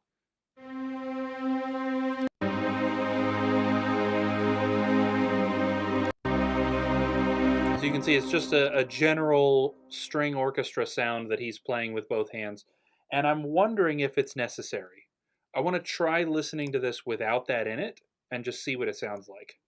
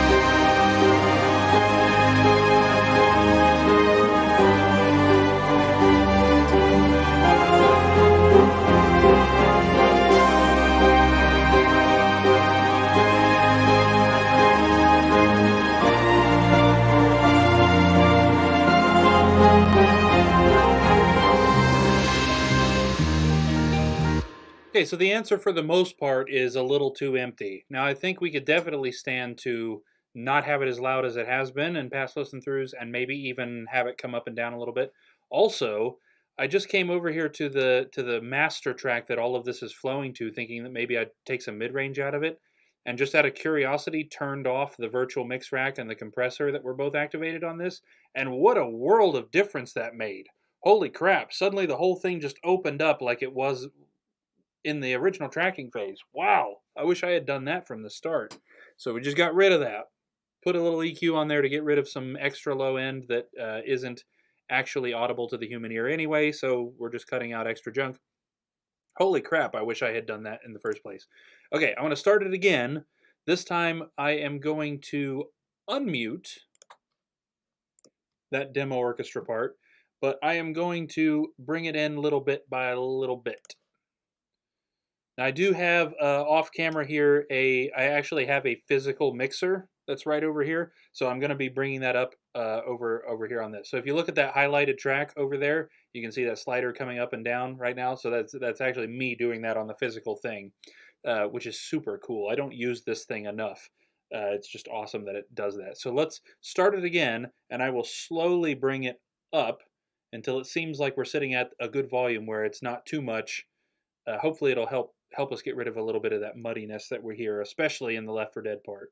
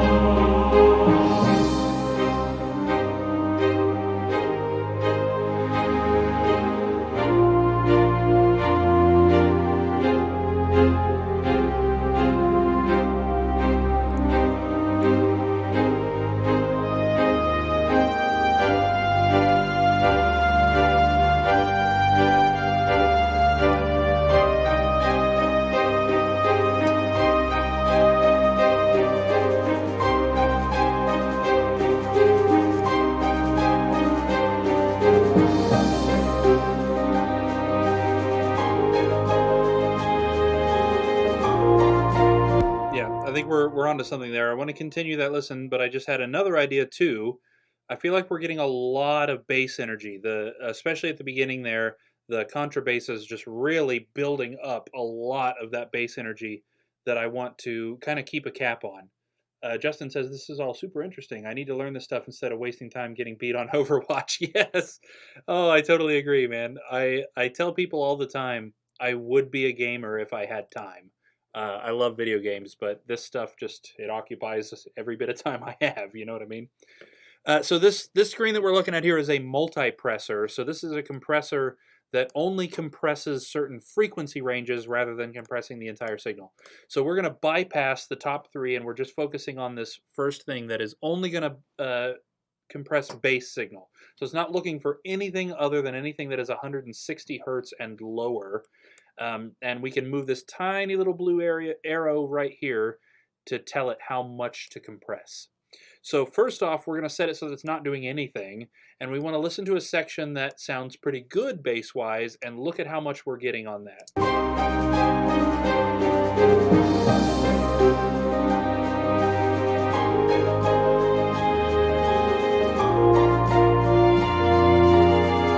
So yeah, there for example, I'm liking where the bass frequencies are sitting. They seem like they're in line with everything else. And if you were watching the meter down here, we weren't getting much above -20. So we just take this little blue arrow and stick it right there, just above -20. And theoretically speaking, anytime the sound hits that arrow and tries to go above it, this compressor is going to work to gently push it back down. So it's not doing anything aggressive. We don't want to hear it working. We just want this thing to be trying to catch any place where we might be getting a buildup of bass frequencies. It's not all the time that it sounds bad, just occasionally we get a little bit too much, and hopefully that multipressor should help us keep that in check. Okay, let's go back to the beginning again.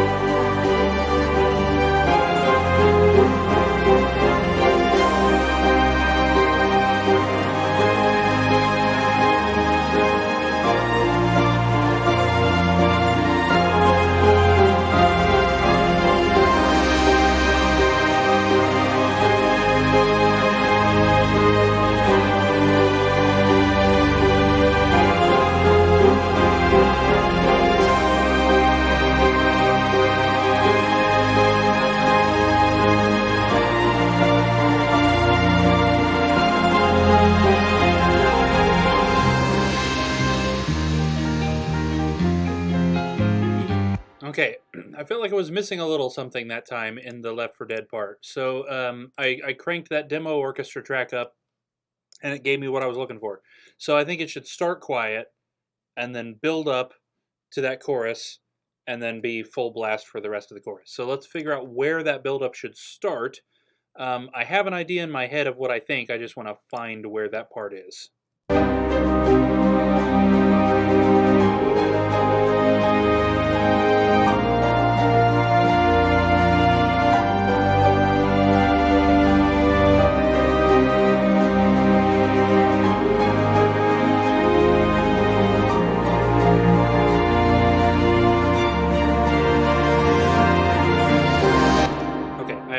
Two ideas.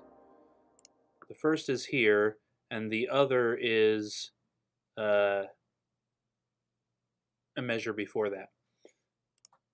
Yep, and it needs to reach full volume right there, so we need to return it to the volume that we initially set it at when I was pushing it up slowly, which is 11. Yep.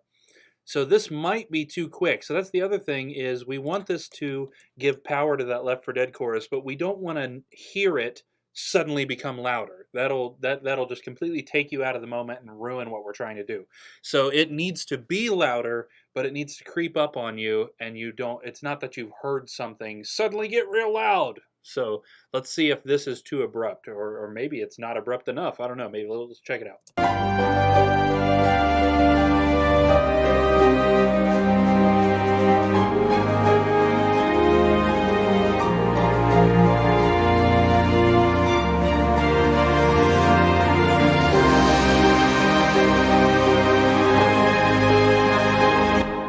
No, I think that was perfect. I think that was exactly it. Here's a funny little thing. I keep hearing this, and I want to call it out. I know especially Justin Pollitt will enjoy this. I don't know if you've been catching this. I'm pretty sure it's on the trombone track. Let's listen to that right as we get up to that last chorus.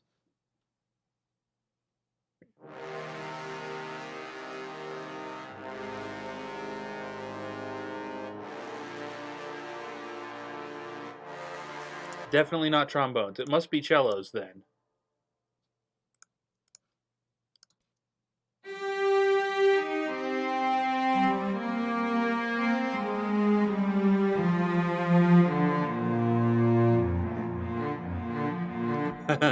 You recognize that little motif there? I think if anybody that's listening to this right now will recognize that, it'll probably be Justin. Um, that's Sam and I hid. Well, I don't know how much credit I can take for this. Sam hid a lot of little video game themes throughout the album, and that's one of them right there. So that's of course, it's changed slightly to fit along what we're doing. It doesn't need to stick out and sound like a sore thumb or anything. But Gruce's theme from Skyward Sword.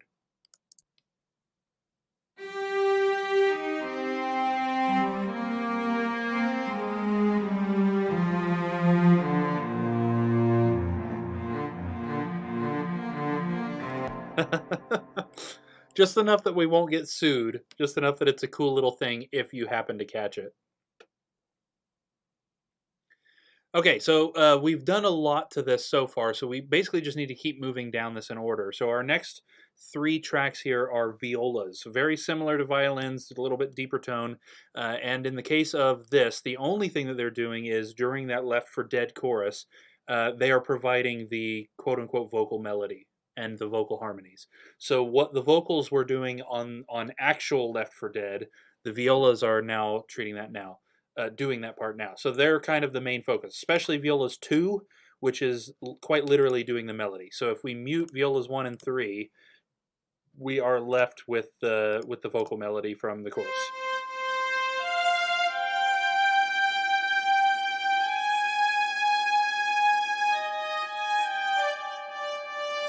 So it basically needs to be the spotlight. It needs to be up above everything during that section. And I feel like it pretty much already is. So let's leave those other 2 violas muted and take a listen to this.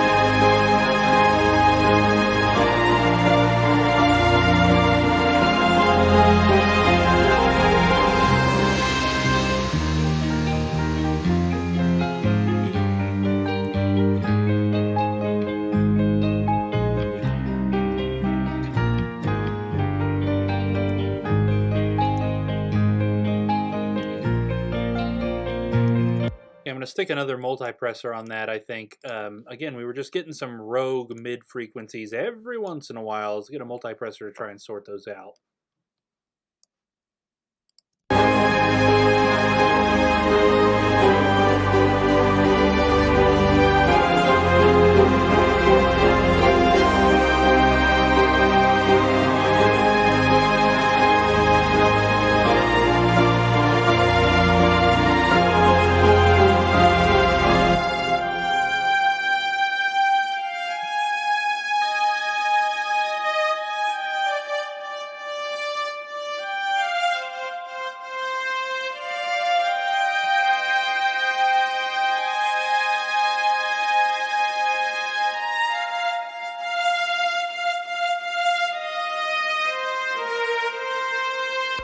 So violas 1 and 2 are the harmonies, the vocal harmonies that are on the chorus. They don't happen for the whole thing. They shouldn't be super loud, but they should be heard. So let's check this out in technical 3-part harmony here.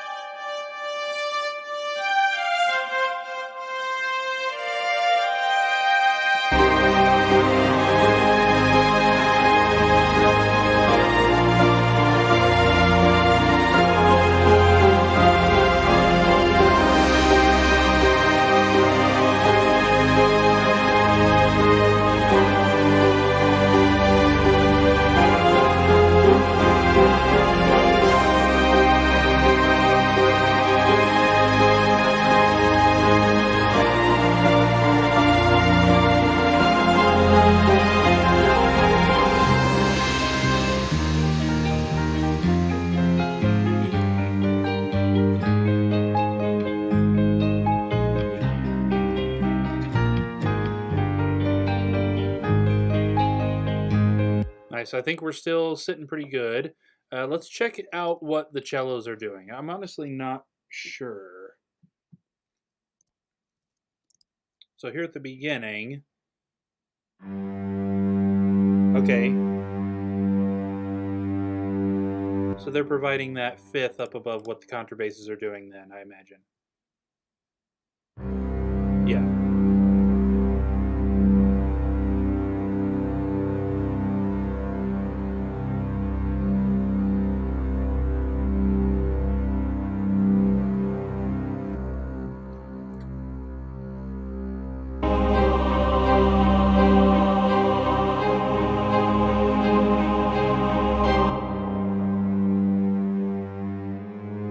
So they're heading up that part. Okay.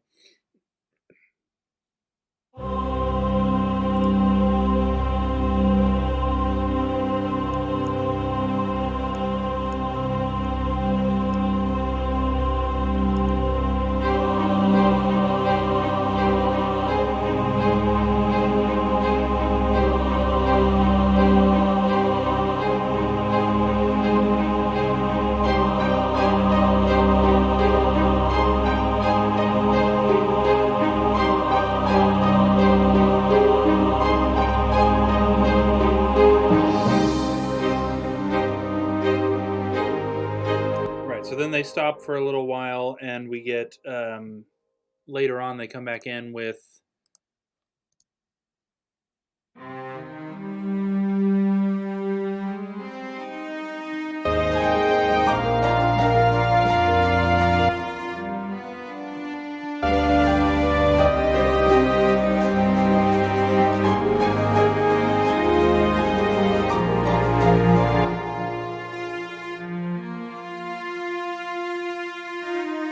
not a super important part there.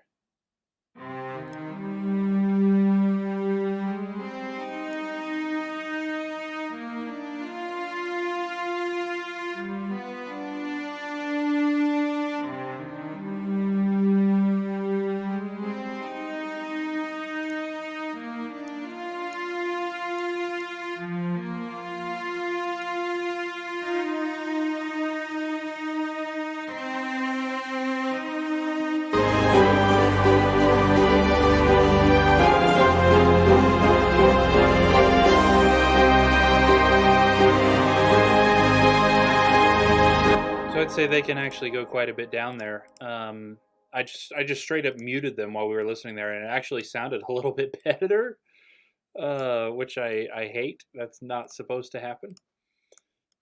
So let's definitely bring those down a little bit.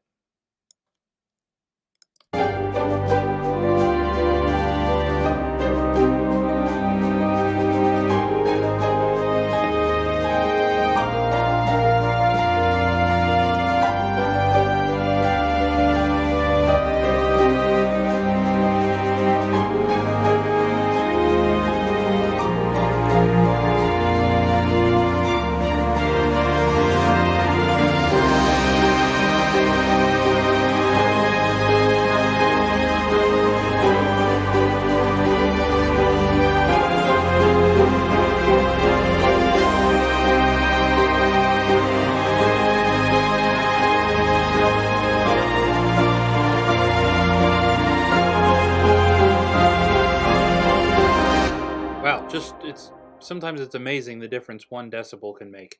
Okay, and then we also have another set of cello tracks, which mostly, well, they're the ones that do the Groose theme, and then they go ahead and continue playing throughout the chorus. So what exactly are they adding to the chorus?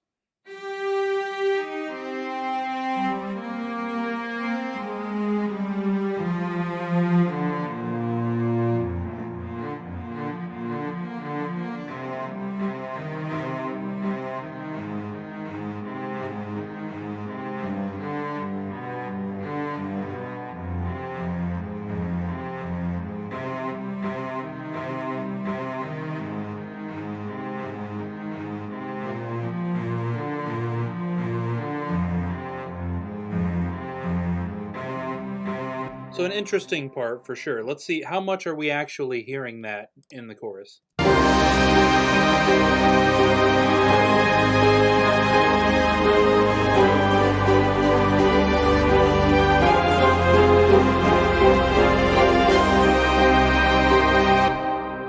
say the answer is not at all.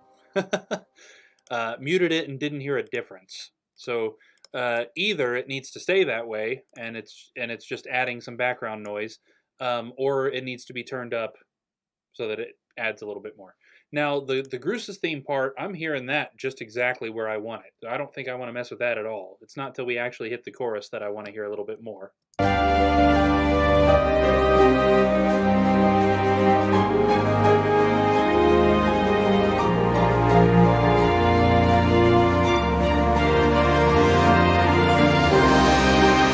Okay, so that chorus hits at measure 38.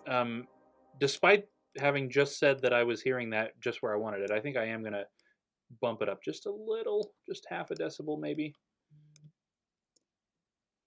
And then as soon as we hit measure 38, let's go drastic, because like I said, I'm not hearing it at all when it's actually playing.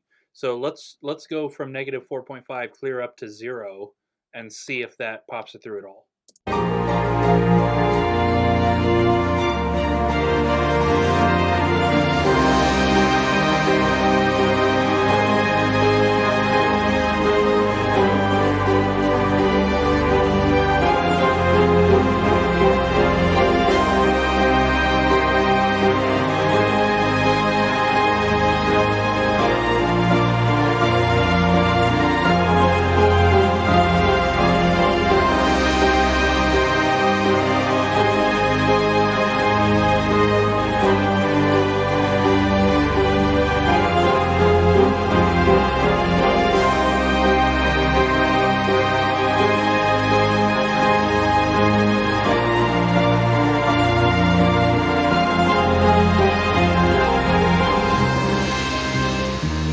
Yeah, no, I like that a lot. So I bumped it down to negative 0.5.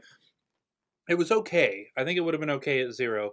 I just wanted to relax it a little bit more. It's in there if you know it's there, and that's kind of what I want from it. I don't want it shining through and taking spotlight away from those violas or anything. If you know that there's something in there going do do do do do do do do, if you listen for that, you can absolutely hear it. Our next two tracks are the contrabass, and I'm pretty sure we want to keep those right where they're at. They're the only thing that is consistently playing all the way through the entire piece, and they're basically just holding down the bass notes. And I'm pretty good with where those are as is, pretty much. So let's just leave those alone, unless something happens later on that I decide I don't like about it. And let's check out the trombones. We're technically past time for me to stop here. And we're not really... I was hoping we were close enough that maybe we could just go a few minutes over and finish. We're definitely not there. Let's just continue because I don't feel like stopping. Okay, so here's what's going on with the trombones at the minute.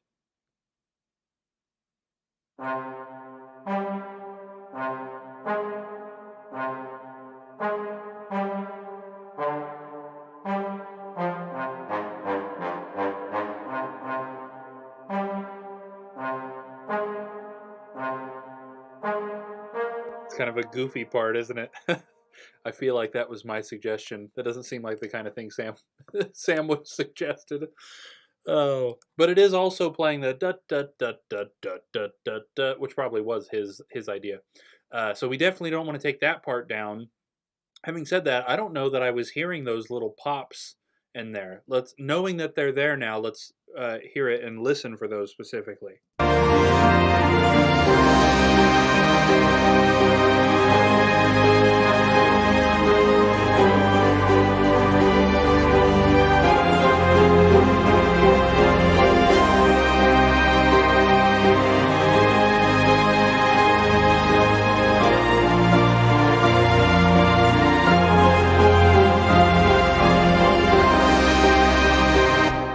Very interesting. I did notice a very small difference. I wasn't hearing them, but when I muted them, something felt different. It's very weird. Very weird. Let's try turning them up a little bit. They're at -2 right now. Let's try putting them at 0 and see if that does anything significant.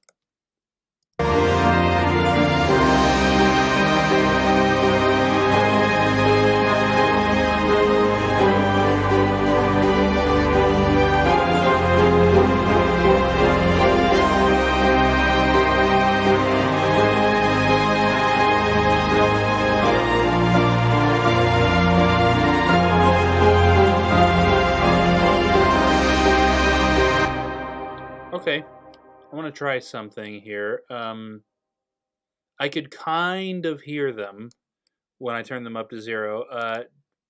Wasn't really adding something that I want necessarily. But again, muting them made it feel wrong. So we don't want them off. So let's do this. Let's return them to -2. There we go. But the I really want that. That's such a neat little end to each line. And I really like that the trombones follow that.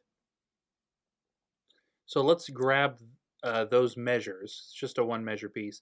And let's actually turn that up to -1. So let's give it a little bit of an extra boost even. I really like what that's adding to this. Whoops. Except for the last one. Let's leave the last one where it's at, because we already turned that one down on the first and second violin. So we know we don't want that one to be really aggressive.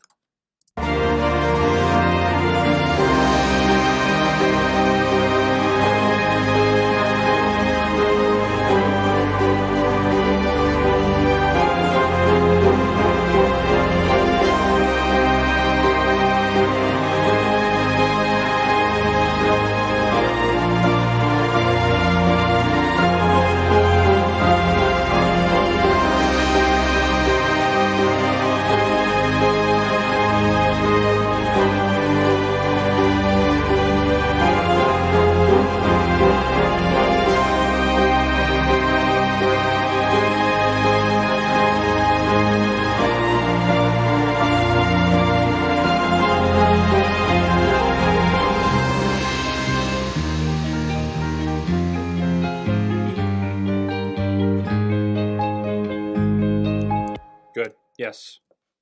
I also went ahead and messed a little bit with the other trombone tracks. Again, muted them, and I did hear a difference. Didn't care for it with them muted, but they're also adding a rather annoying frequency. So if I'm recalling correctly, these trombones are basically just blasting notes. Yeah.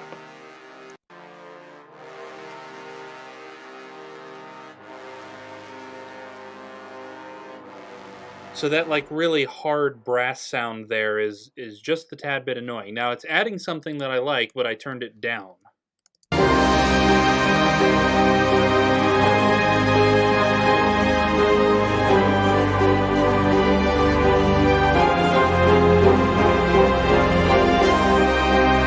Yeah, so from those trombone tracks, we're getting a little bit of fluff, basically. We are getting a little bit of that underside, the bass frequencies in the chorus that it suddenly felt like they dropped out when they muted. And we're also getting that kind of annoying, just enough of that annoying brass frequency to make this sound more like a real orchestra. So that was another thing I noticed when I muted, that it sounded a little bit more computery with them gone. Having that hard brass sound kind of lends itself to the idea that this is a real orchestra, even though it is most definitely not. I wish it were. That'd be super neat. Okay, so we're going to have to go ahead and stop there for today. I got to get over to Savannah's mom so I can pick up her and the boys and get on with the weekend. Now that Sam's done recording keyboards, I actually have most of the weekends open, which is nice. I am not used to having days off. So that's been very nice to actually get to spend some time with the kids, as it were. It's still, the kids are still young enough that it feels weird to say that. All right, so we made a lot of really good progress on this one today. Of course, as per usual, I will continue working on this stuff. Not on stream. This isn't quite the same situation as the Kissish stuff we were doing before, where the only time I ever worked on it was while we were streaming. Because we want this thing done sometime, hopefully this year. I don't think it will be out this year. I think it will be done this year, though. So I'm going to keep working on this even when it's not time to stream, especially because we have a lot of those vocals and stuff that, like I said, it's a little bit too late in the storyline. It's going to give away stuff we don't want to give away. But we will be streaming this as often as we can. Just because it's neat to have you guys in here. It's neat to have you listening. And also, from a kind of band political point, a lot of people that know projects that I've been with for a long time know that there's been an unfortunate habit of promising an album for a long time and never delivering on it, right? So we're not doing that this time. We have now been promising this album for 3 years, and it's almost exactly 3 years. October 27th is AfterWinter's third birthday. So yeah, 3 years we've been promising this album, and bringing you guys in on this journey is helping, I hope, to solidify in your minds that this telling you over and over that an album is coming is not an empty promise. As you can hear, it is very close to done. Not done, but we're getting there. And it will be out to you as soon as we can, because we are super excited to have this, not only have it out there so that you guys can hear it, because we've been sitting on this thing for 3 years, but we're ready to start the next thing too. I can't speak for everybody in the band, but I know James and I are chomping at the bit to go ahead and start the next one. You know what I mean? I imagine other members of the band feel the same way, because we've been sitting on this stuff for 3 years. We've had a general idea of how this is going to sound for the last 3 years. So I'm ready to have it off my plate, and I'm ready to hear the finished product. I'm as ready as you guys, if not more ready, to hear the finished project. So, yes, we will not be back next Friday. I do have a gig with the band that I've been helping out, the cover band Shot of Whiskey I've been playing with this summer. A lot of fun to exercise that different muscle, kind of country, early classic rock, interesting stuff like that. And I still play the blue John Petrucci guitar back there, the 7-string, just because it's funny. And the tone sounds really good. What can I say? It works for just about anything. So I got a gig with them next Friday, so we won't be streaming. But the following Friday after that, maybe. We still have a Kiss Meets the Podcast thing that we need to do regarding the Dress to Kill album that we finished on this channel a few weeks ago. So far, we just cannot seem to get technology and our schedules all lined up so that we can make this thing happen. So at some point, we will be having that. But as of right now, the plan is to continue using Friday nights to work on this and bring you guys along for the journey so that you can hear how this album's shaping up. Okay, let's get this thing closed out. As per usual, thank you guys so much for clicking on this and watching this, whether you're watching it now or whether you're watching it later when it's not live. I couldn't possibly appreciate it more that you decided to take time out of your day to listen to me ramble and watch me do some of this thing that I'm okay at. I like to think. I hope so. And of course, there will be many more. Look forward to some more stuff like this on this channel. I've got a jillion projects going all at once, and all of those things are, I think, streamable content. So we will be getting to that, and maybe we'll even have some more streams, more than just Friday nights occasionally. That would be super awesome. Just kind of depends on the schedules.